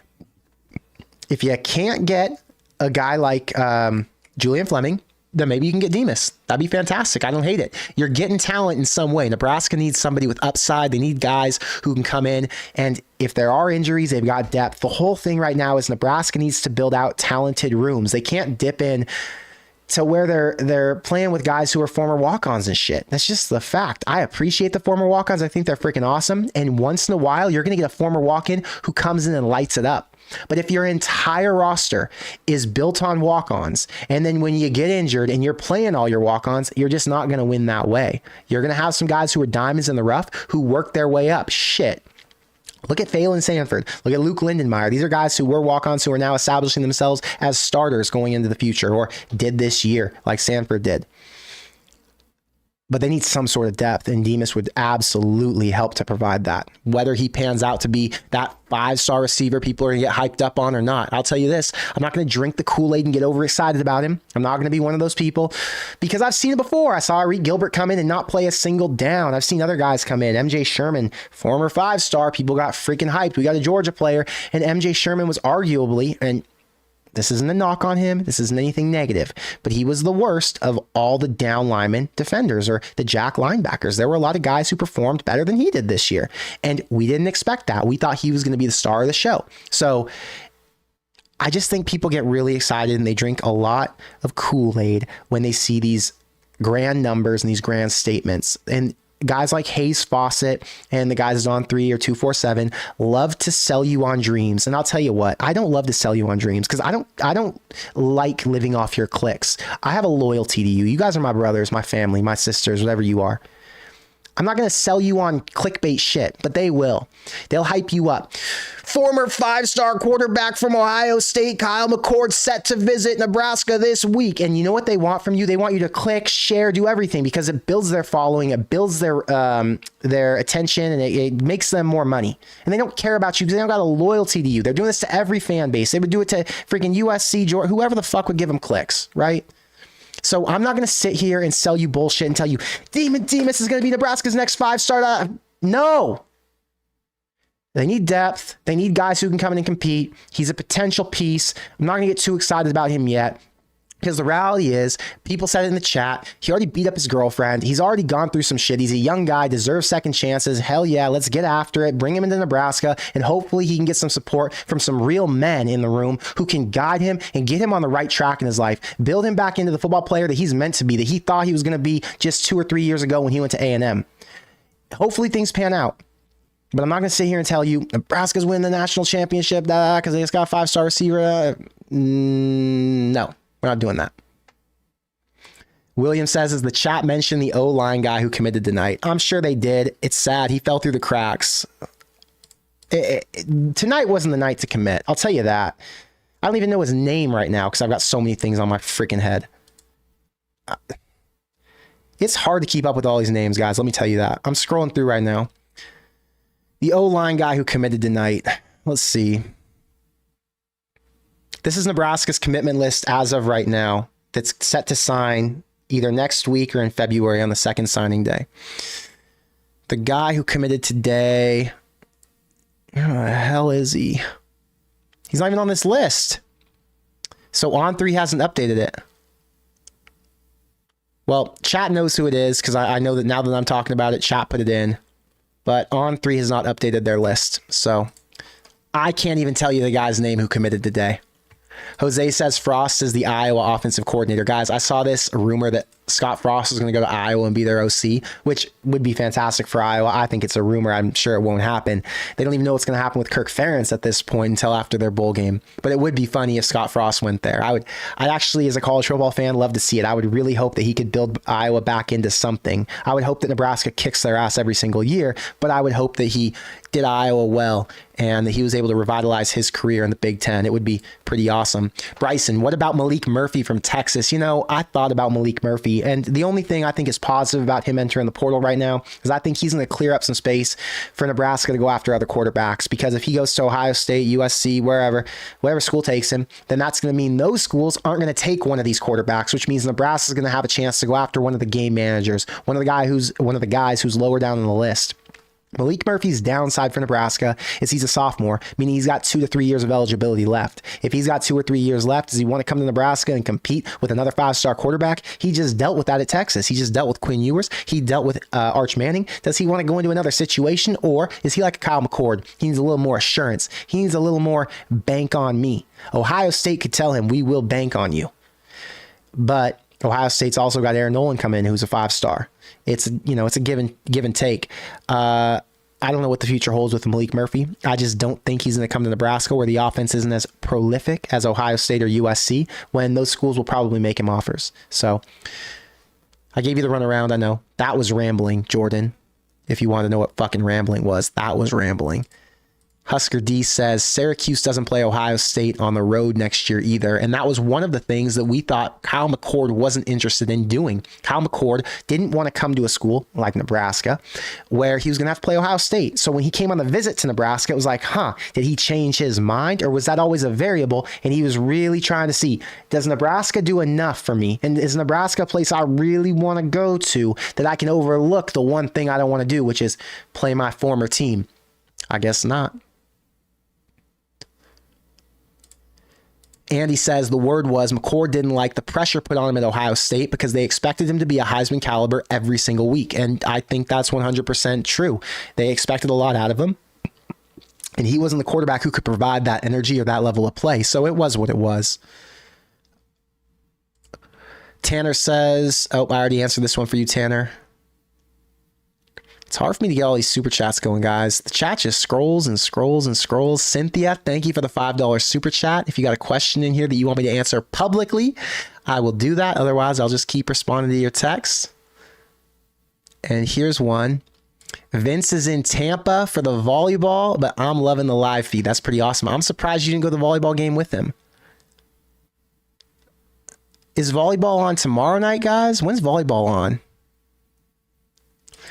One man, many things. Connor, we don't have that much success. Stay humble, brother. So we don't have any success. Nebraska's an absolute mess. They haven't won at all in a really long time.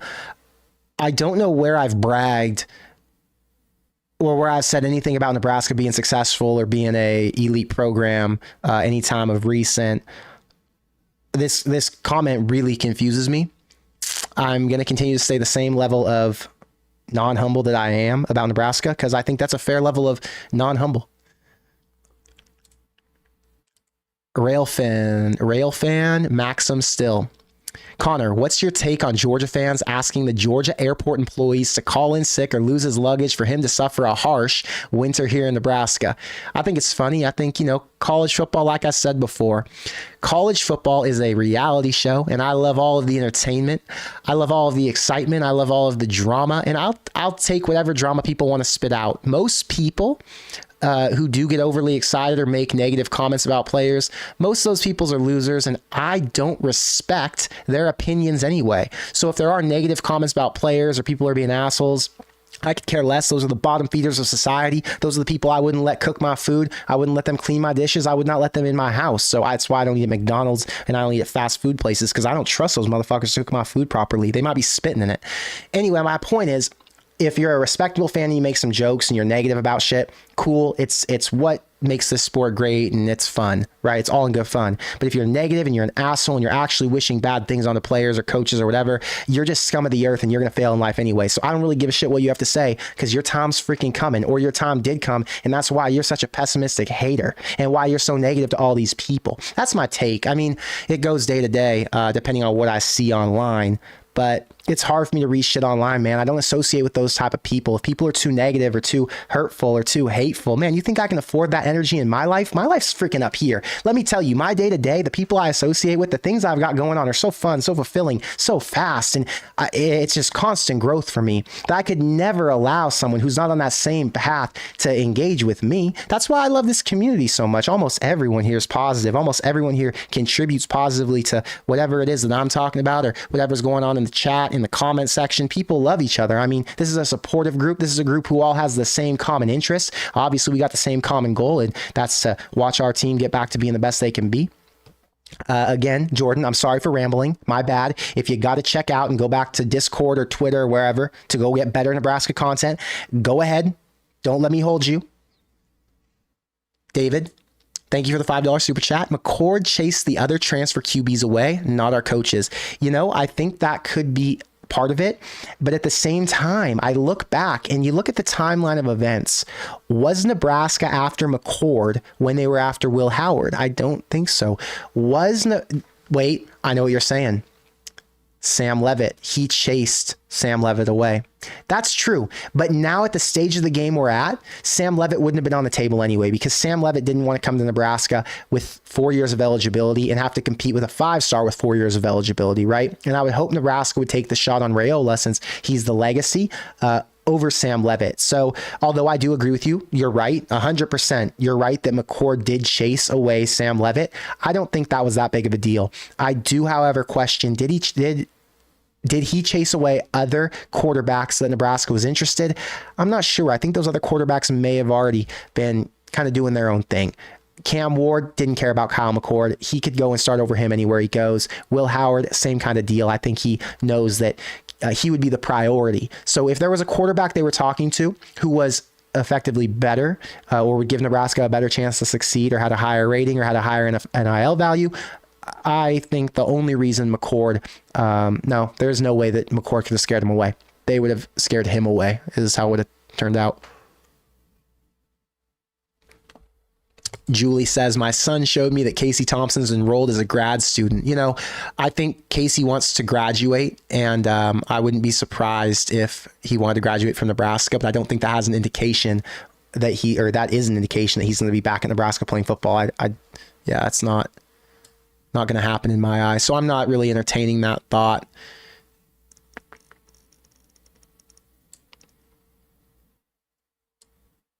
And I see a lot of comments, by the way, guys, about Connor is awesome and stuff. And I know I made that joke earlier about people saying whatever they said about me and rambling and shit.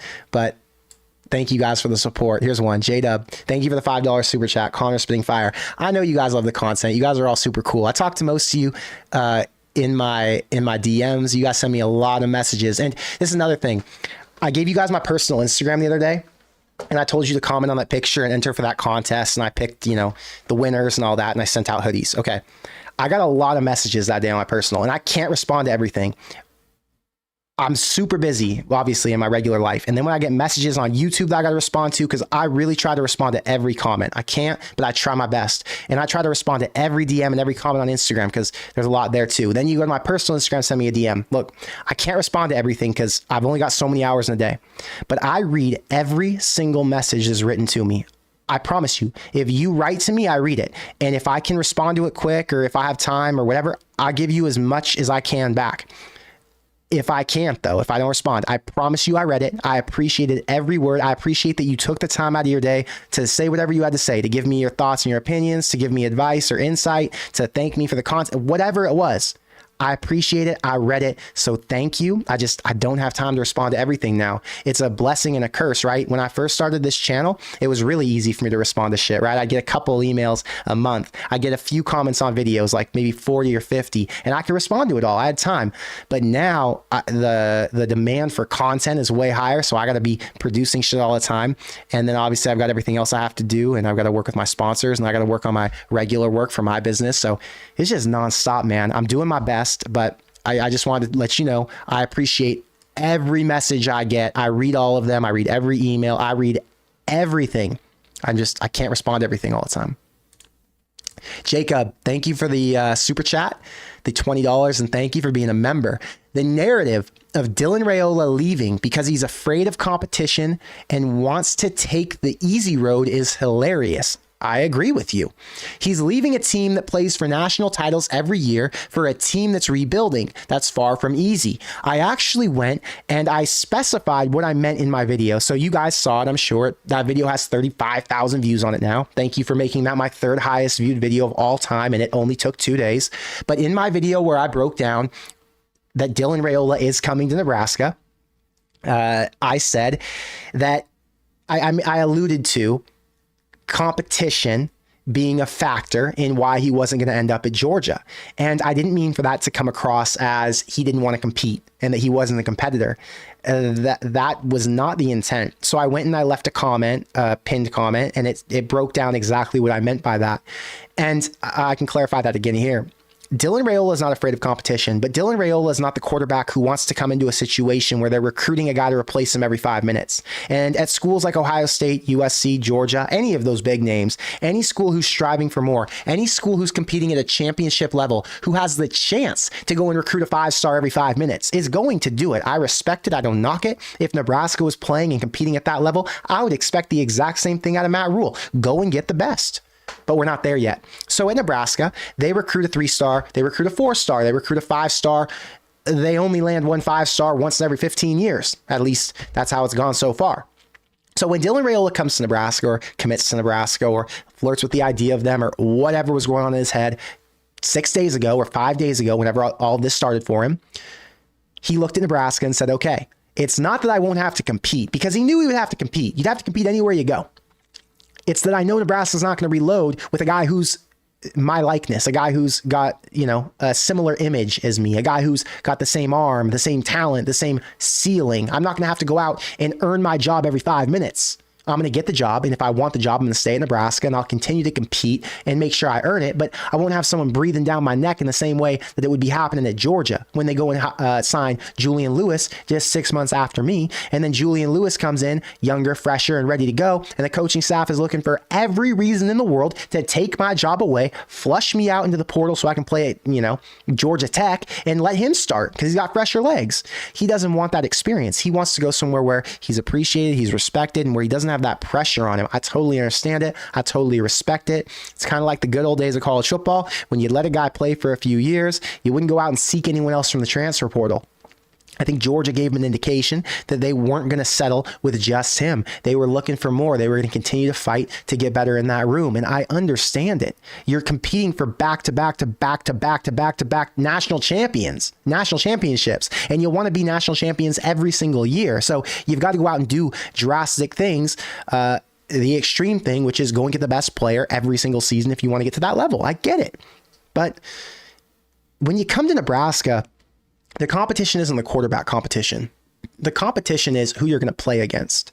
Dylan Raiola's pressure at Georgia was not that he had to compete, or not that he had to play and be the best player on the field and be an elite playmaker when he was playing against Florida and Georgia Tech and Vanderbilt or whoever else.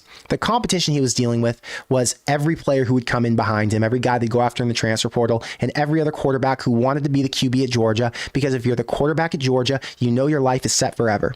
If you're the quarterback on a national championship team, you're probably going to have a pretty good life going forward, even when you're done with college, right?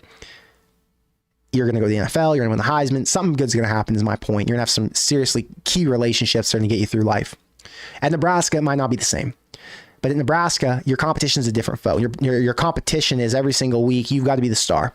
If you want to compete and play at the level that Georgia's playing at, it's not about your running backs, it's not about your receivers, it's not about your O-line or your defense. It's about you. You're the best player on the field. You're the face of the program. You're the guy who has to go out there and get it done. You're the guy who's responsible for the win. And if you don't make it happen, who's going to? Because who on this roster right now is going to beat Ohio State? I'll tell you what, I can't name them. But if Dylan Raiola comes in, that's your guy. He's the guy with the talent, the guy with the natural gifts, the guy that was born with what others weren't. It's a different level of competition. And yeah, sure, he didn't want to compete every 5 minutes for the job, but he's walking into a totally different style of competition when he comes to Nebraska. Thanks, Jacob, for the 20. Tater, thank you for being a member for 14 months. After this year, we're going bowling every year with Rhule. I couldn't agree more, brother. Matt Rhule has figured this shit out.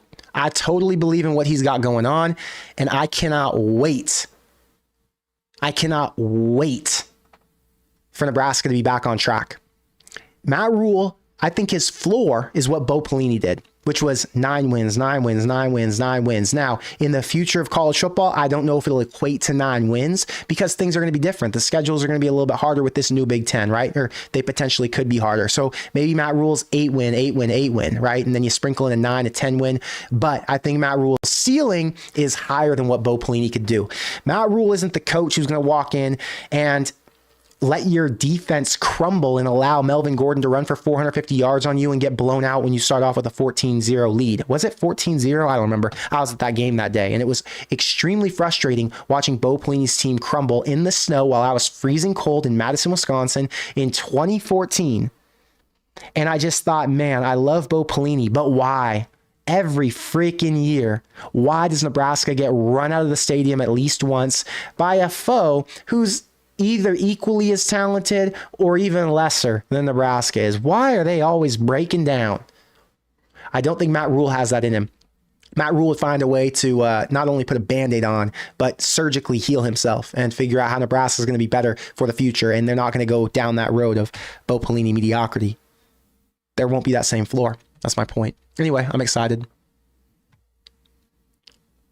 Huskerhead, he says, you can click Jordan's name and block, right? Makes the chat better without troll comments. I only saw one comment from him. I didn't see multiple, so I wasn't going to block him. But if you want to be a mod in my channel and you're a normal person who's not going to block everybody for everything, message me. I'll make you a mod and then you guys can manage the chat because I can't manage chat. It's way too hard. It goes way too fast on my end and I have to make sure I respond to all the super chats. And then I got to go back through it while it freaking renders and pops up so I can make sure I find the other chats that I missed before. So it's just a whole thing. But if you guys want a mod, just DM me. I can make you a mod and then you guys can filter through the trolls, but only be blocking people if they're acting out and if they're really bothering people in the comment section. If people are hating on me and they do it once or twice, that's cool. I don't care. But if people are really trying to instigate and really piss you guys off in the chat, I want you to be able to handle that and block people because I don't see it all. And I don't want the chat to get bothered by trolls. I think that's all nonsense. This has to be a fun place. This has to be a place where we can all hang out. It's a positive environment. If I'm going to bring positivity and I'm going to be loving, then the chat needs to reflect that to some degree. Hate a little bit, Hate on me. It's cool. Challenge my takes. I'm okay with that. But don't be disrespectful to people in the chat and don't bother people because that'll get you kicked.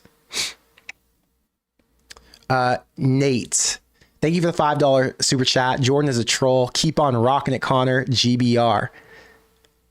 Again, another Jordan comment. I only saw one comment from Jordan, but thank you, Nate, for the support. Thank you for the $5 super chat. I'm sorry, guys. I would have blocked Jordan if I knew he was that big of a troll.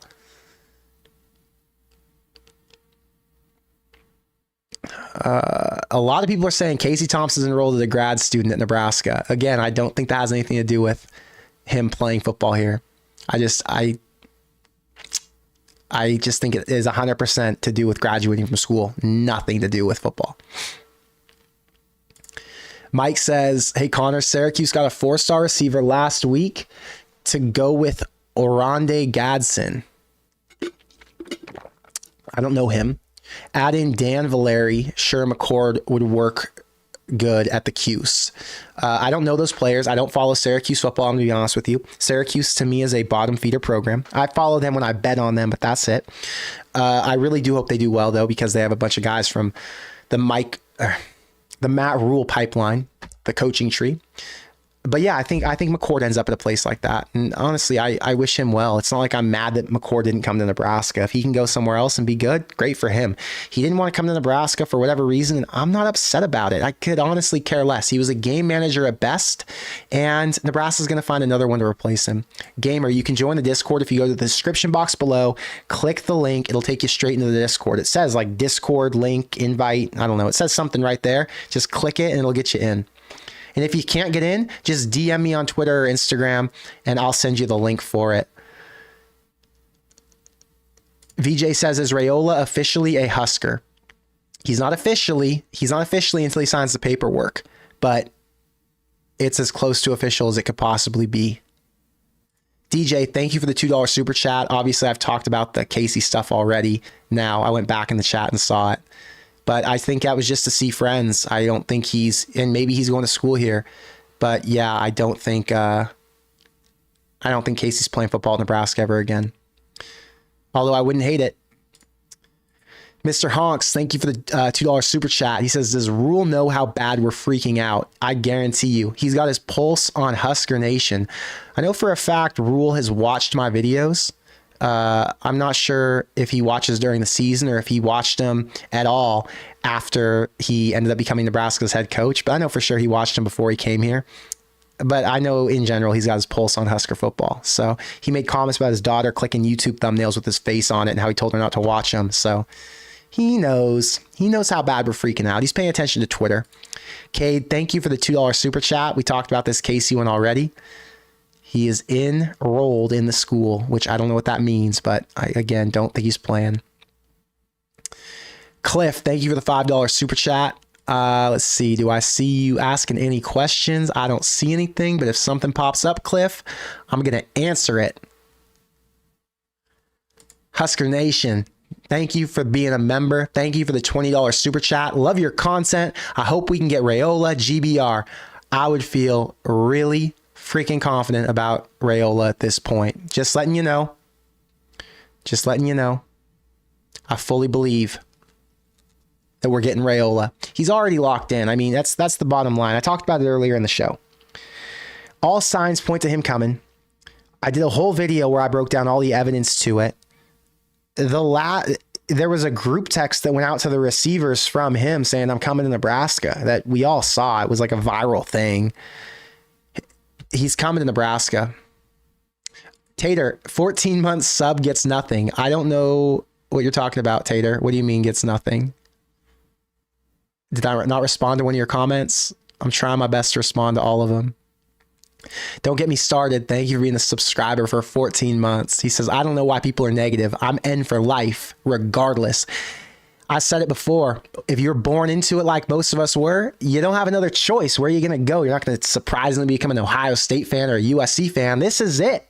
You're a Nebraska fan. You're born into it, and there's no way to leave because you'll never have the same love or the same emotion for a team. You'll never have the same ups and downs. You'll never feel the same what's the right thing? I guess you'll never be able to cry for a national championship like we all would. Could you imagine if Nebraska built back after all this nonsense and won a national championship? Do you know the tears that would be coming from my eyes? You know those highlight and hype videos where they do all the music, like on the Heisman ceremonies, where they go through the whole journey and then Chris Fowler narrates? We'd all be bawling like little babies if Nebraska had that moment.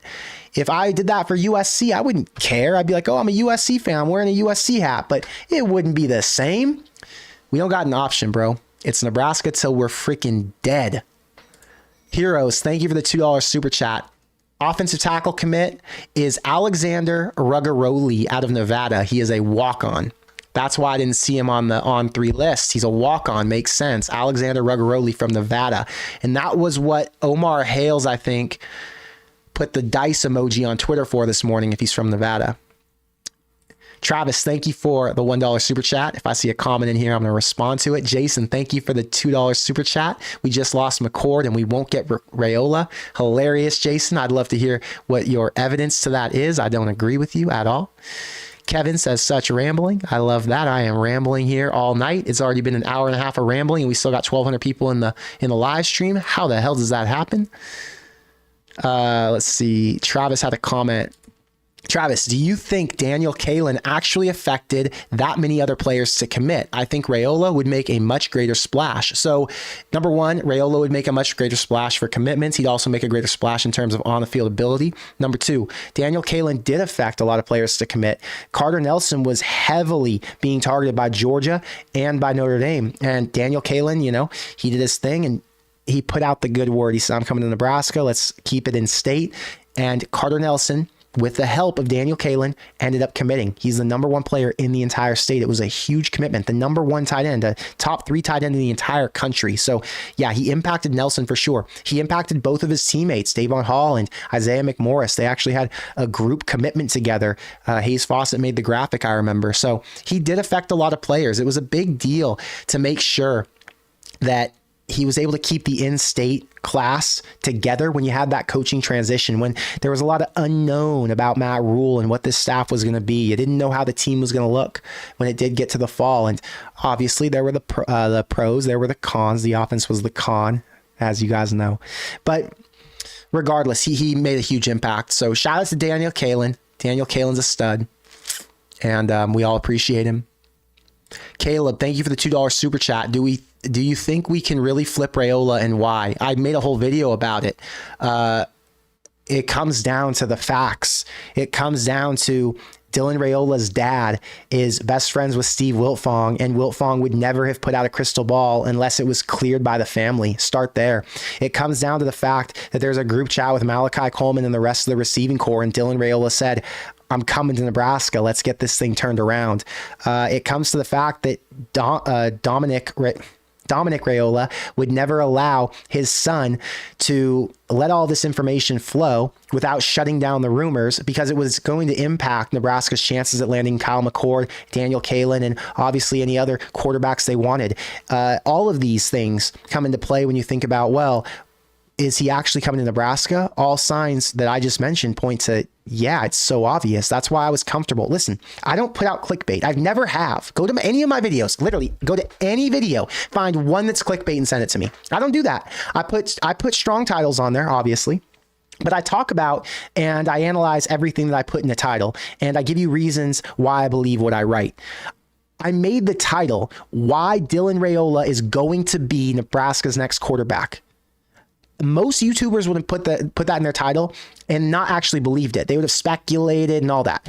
I broke down why I fully believe it. I called multiple people to verify all of the things that I had thought to be true.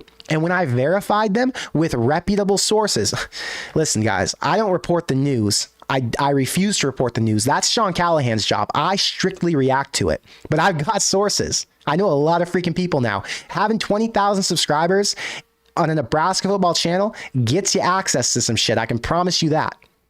I didn't put a random title out there just because I want to have a random title out there. So, yeah, go back and watch the video. And that's why I think they can flip Raiola, or why I think they did flip Raiola, and why Raiola is, in my opinion, already at Nebraska. And the question isn't, when's he going to commit? He's already committed. The question is, when's he going to put out his video? When's he going to put out his graphic? When's Hayes Fawcett going to release the big firework Nebraska University, or the University of Nebraska Stadium with the Dylan Raiola wearing a Nebraska red jersey? When's that coming? Because that's the next step. Not, is he going to commit? I already know he committed. We already know he committed. Raiola is at Nebraska. He's Nebraska's quarterback. It's, when will the announcement come? When will we all get to put out all the videos? Honestly, I'm not planning to make a video where I break down the Raiola commitment.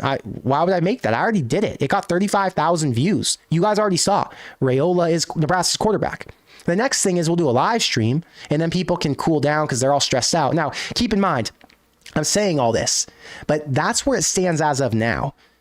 Things can change, and although everything I'm saying is to be true today, something could happen in the next 3 days and he doesn't sign, or the next 7 days, the signing day is 7 days from now, and he doesn't sign, but it would be something different that had happened in the last 2 days between today's Wednesday. So between Monday and next Wednesday, something would have had to happen that we haven't heard about yet.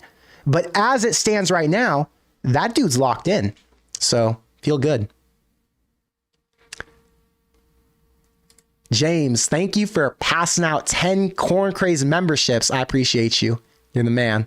Thank you for all the support. Everyone who's donated, everyone who's bought merch, everyone who's anything. If you've commented, if you've liked the video, if you've shared the video, literally anytime you've done something to help the channel, I appreciate the hell out of you, because it's a lot of work. I can promise you that.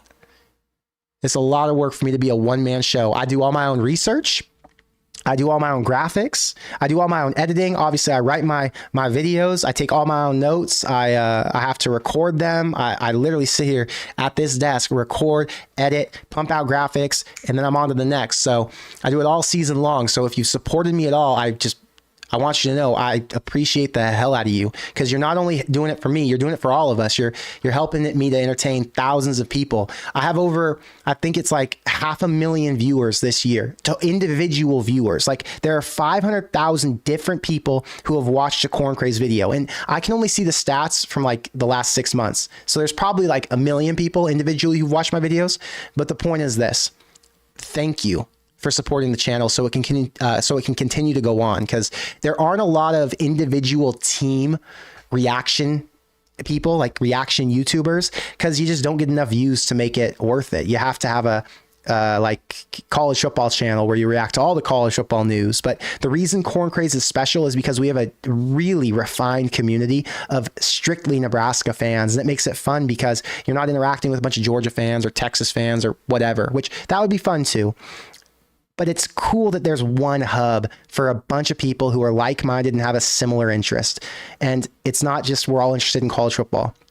It's that we're all sick in the head and we're all obsessed with one team. I mean, if you're sitting here and you're one of the 1,100 people in here at 8:30 at night Nebraska time on a Wednesday, listening to me ramble about all this random stuff that's not even going to matter for the next 9 months, I mean, how fun is this? You get to be with a bunch of people who care about something as small of a niche as this in this one channel, this one area. So anyway, thank you for the support.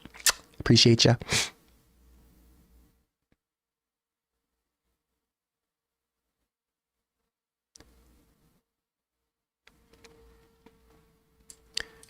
Go Big Red Orlando. Let me get a drink of water.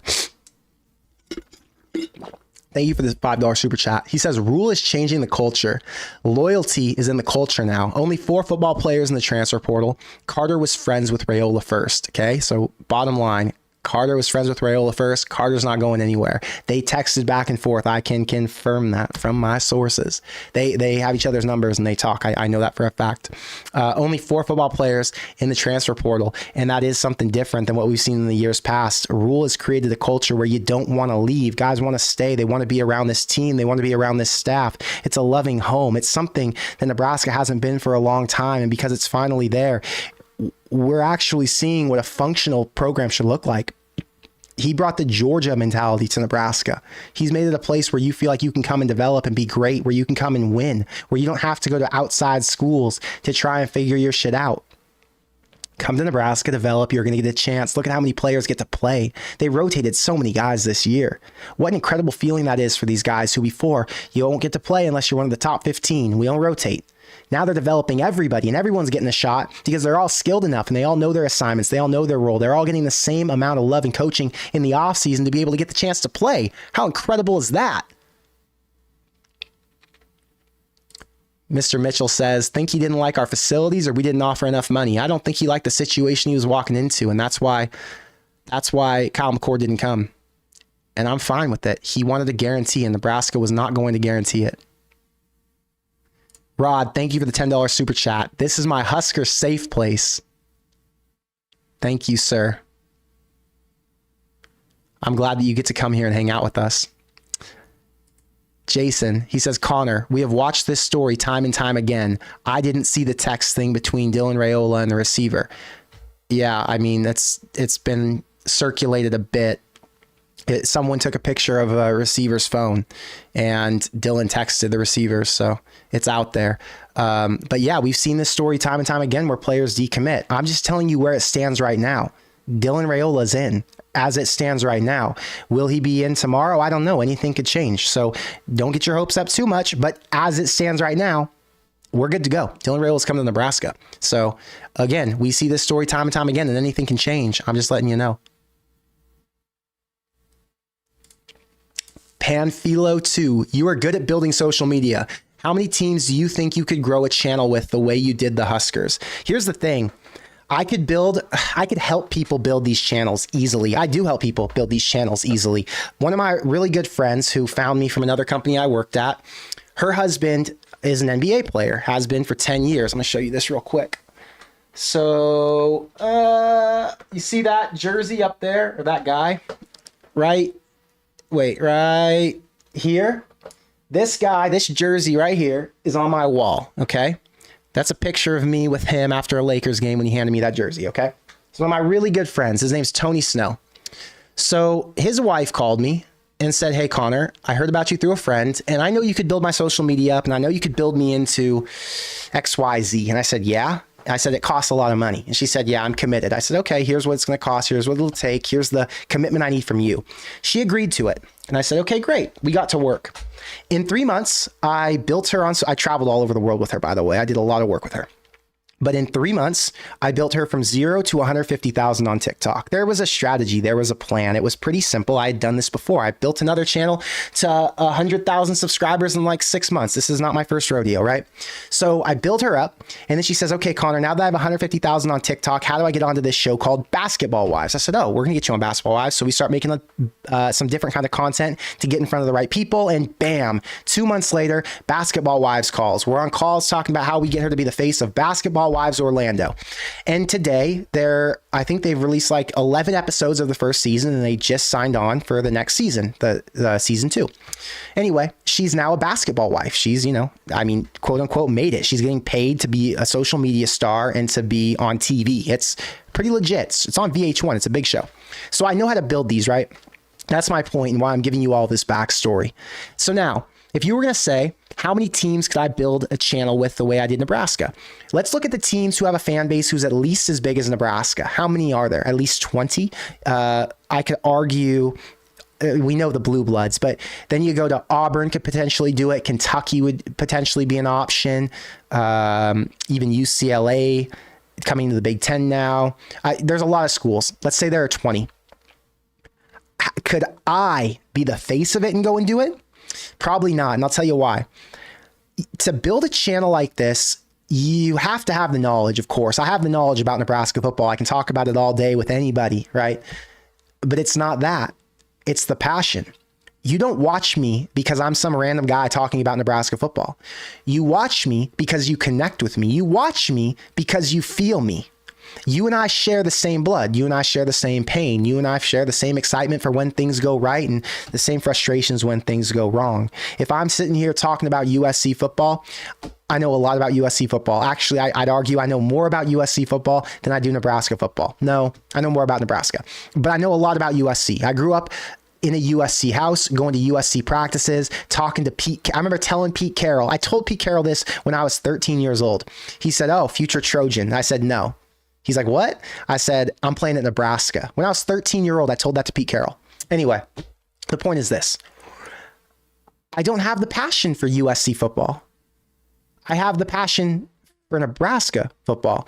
And if I'm going to build a channel like this, I'd have to have the passion for it. Could I tell someone and could I help someone build a channel for Washington, Oregon, USC, UCLA, Florida State? And could we get the same amount of followers or more? 1,000%. But could I be the face? No, because you have to be passionate about it. Go back to the basketball wife I was just telling you about. We built her brand around things she was passionate about. She was passionate about her bags, her Louis Vuitton and Chanel and Birkins and everything else. She was passionate about shopping. She was passionate about her child and about her journey with IVF and whatever. She was passionate about the things we talked about, travel, her friendships, building relationships, and how she and her husband, built their relationship into something really strong from nothing and whatever. When you build content, it's really easy to just follow the same structure and to say, okay, well, Connor built Corn Crazed doing XYZ step, but could a random guy like JD Piquel come in and be the face of Corn Crazed? Well, no, because he's not Corn Crazed. He'd have to be extremely excited and extremely passionate about it to connect with the audience. So this was a runaround. It was a long story. It was all kind of nonsense. And I'm sorry for rambling. I know I do this a lot, but I wanted to give you an idea. I could not do this for another team. And there's a reason I only do it for Nebraska. Someone left a comment on my channel one day. I'm assuming it was a joke. I didn't even respond to it, I don't think. But they said, guys, he's not even a Nebraska fan. He's just milking you for money. And I was like, what? What? How could I come on here and have the emotional reactions I do without being a diehard Nebraska fan or without being as passionate as I am about this subject? If I was going to just report news, it would be one thing, but I don't report news. I react to it. And when I react, I have to give you my honest, my true self, what I'm actually feeling in the moment. You want to see the raw, the uncut, the reason these live streams do so well and why some of my live streams have over 1,000 people in them and why they have 15,000, 20,000 views when they're a freaking hour and 45 minutes long is because you're getting the raw, the passionate, you're getting the ups and downs, you're getting me pissed off, you're hearing what it feels like, and you're one of me. You're literally me on the other side of this screen. You and I, if we're sitting at a bar together right now, would be having the same emotional reaction. Some people say, Connor, how do you get on there? My friends, by the way, not Nebraska fans. They say, how do you get on there and act the way you do? I see you go crazy sometimes. Like you're so up and down and you look like a fool. Like I don't look like a fool because the people who watch me are me. If we're sitting at a bar, they're getting just as excited. They're slamming their fists. They're cussing. They're pissed because they feel what I feel. Anyway, that was a really long way to get to the answer of your question, like I said. And that's, I could build these channels, but I couldn't build them the way I built this one. And I could kind of lay the foundation, but it would never be as real and as raw as what Corn Crazed is. So I would need to get a face, a guy who's as passionate as passionate as I am about a specific school that we want to build around. And then I have to plug them in and tell them how to follow step by step how to build it. Again, rambling. I'm sorry. We're almost done here anyway. It's been freaking hour and 40 minutes. I got to do some other things, but I just wanted to answer your question in a very thorough and thoughtful way. Zach, thank you for the $5 super chat. Let me take a drink of water. He says, Connor, do you think Casey could be a QB coach at Nebraska? I think maybe he would be one. Maybe he could in the future. I think he's a potential coach going forward. But right now, I think he's got one more year in him. I think he wants to play at FAU, and I don't think he'll want to leave football just yet to be a coach. So although he's at Nebraska right now, I don't think that's an indication that he'll be here as a player, like I said. And I don't think it's an indication that he would come back to Nebraska to coach. I think he's going to go out and be an entrepreneurial dude, try and start some businesses, and maybe in a worse come to worse situation for him, he could say, I'm going to fall back on coaching. I just don't know. I don't know him as a person. I don't even think I ever met the guy. I might have seen him in person once walking by, but we didn't talk. So who knows? Let's see. Cade, thank you for the $5 super chat. Why would Thompson file for another year of eligibility if he wasn't going to use it? He can't play any at FAU if he's enrolled at UNL. I don't know. I don't know the answers to these questions. I don't want to lie to you right now, so I don't know. Sorry. I wish I had the answer for you, but thank you for the super chat.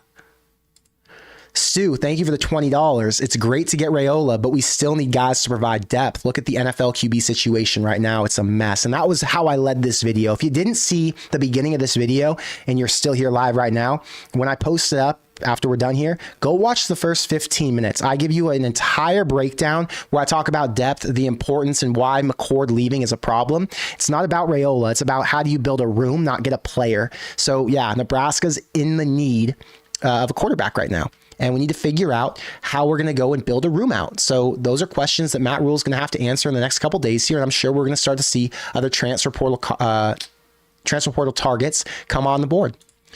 Say Raiola commits. Are we going to end up having another freshman quarterback start and not have the chance to work into a position methodically? I don't think if Raiola commits, that means he's going to be the only guy in the class. I think you're going to have Chubba Purdy still in a worst case scenario, or they're going to go and get a transfer quarterback. So I'm not too worried about a freshman going in and starting. I think they're going to have an experienced junior or senior is my hope. Any news on the running back from Florida, or was he never interested? Never thought he was interested. Don't believe he's going to be interested. Trevor Etienne, that was all people getting excited on Twitter. So yeah, no, I don't think that. Joe, thank you for being a member. Appreciate you. Gary says, what the hell happened with Mccord? I talked about it in the beginning of the video, Gary. I'm sorry. Long story short, my guess is that he didn't want to compete for the job. He wanted to come in and be handed the keys to the car right away. And that's not how things work at Nebraska when you got a 5-star quarterback coming in. There is going to be an open competition, and he didn't want to risk it. Hotbug says, what was your 100K channel? It was a media company that I was part of that I started with a guy named Jason Lee back in 2015. It's called Hollywood Unlocked, gossip, news, things like that. You can go and look it up.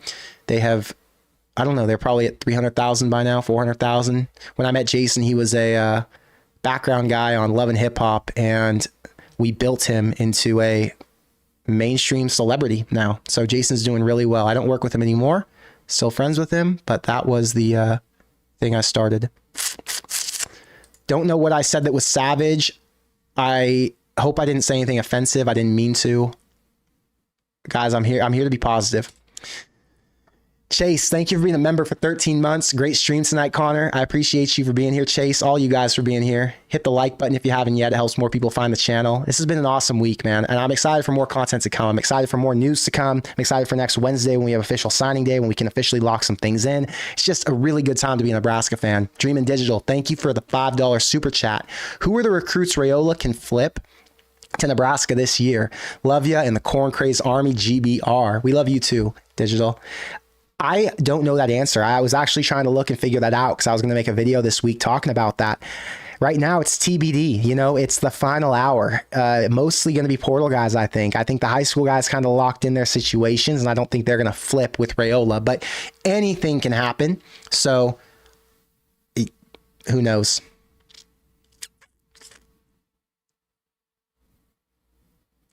Yeah, people are saying ETN to Georgia. And it'll be hard. Like, I'm seeing comments about peer recruiting. I just think it's the final hour, and it's too hard to peer recruit, you know? Tony, thank you for the $5 super chat. Connor, do you think Danny Dimes is going to stick around now that Mccord is out? Iron sharpens iron, right? I don't think he stays. I think the reason that he is transferring, I think the reason that he's going to look at other schools is because he feels disrespected. He feels like Nebraska wasn't there for him when he was there for them. And I can't say I don't blame him. I said this earlier in the video. He was the glue Nebraska needed when Raiola fell through. And when Nebraska said, we're going to take Raiola now, I think it hurt his feelings. And I think he feels like he's not being honored the way he honored this program. And I like I said earlier, I can't blame him for it. I think he's gone. That's just my guess. We'll see what happens. But yeah. Cody says, when will we find out about Dylan? My guess is he's going to Nebraska on the, Friday?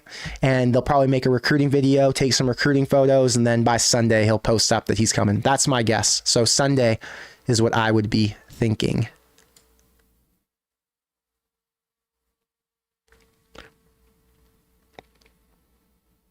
Steve says, why not take a shot at DJ? I mentioned him earlier in the stream. 100% need to take a shot at DJ. DJ's a stud. And if Florida State ends up going a different direction and he doesn't end up there, I think that'd be a great one.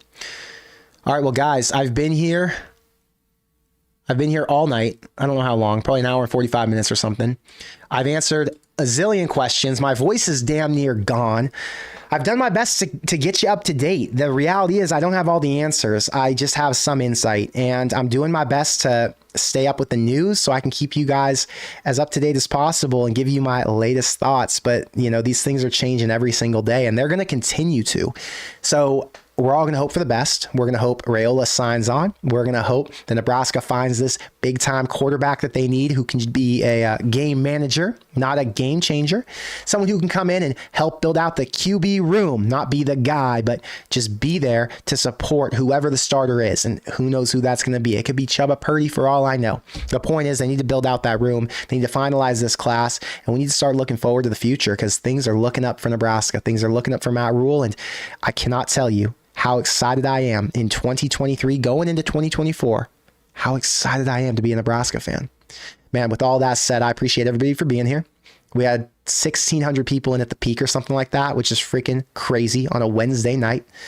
So yeah, man, we're almost at 20,000 subscribers. Let your friends know. We're trying to get to 20K. But with all that said, I'll be back with you probably by Friday. Hopefully by Friday. So look out for a video then. But hope you have a good night, and I'll see you in the next one. Go Big Red.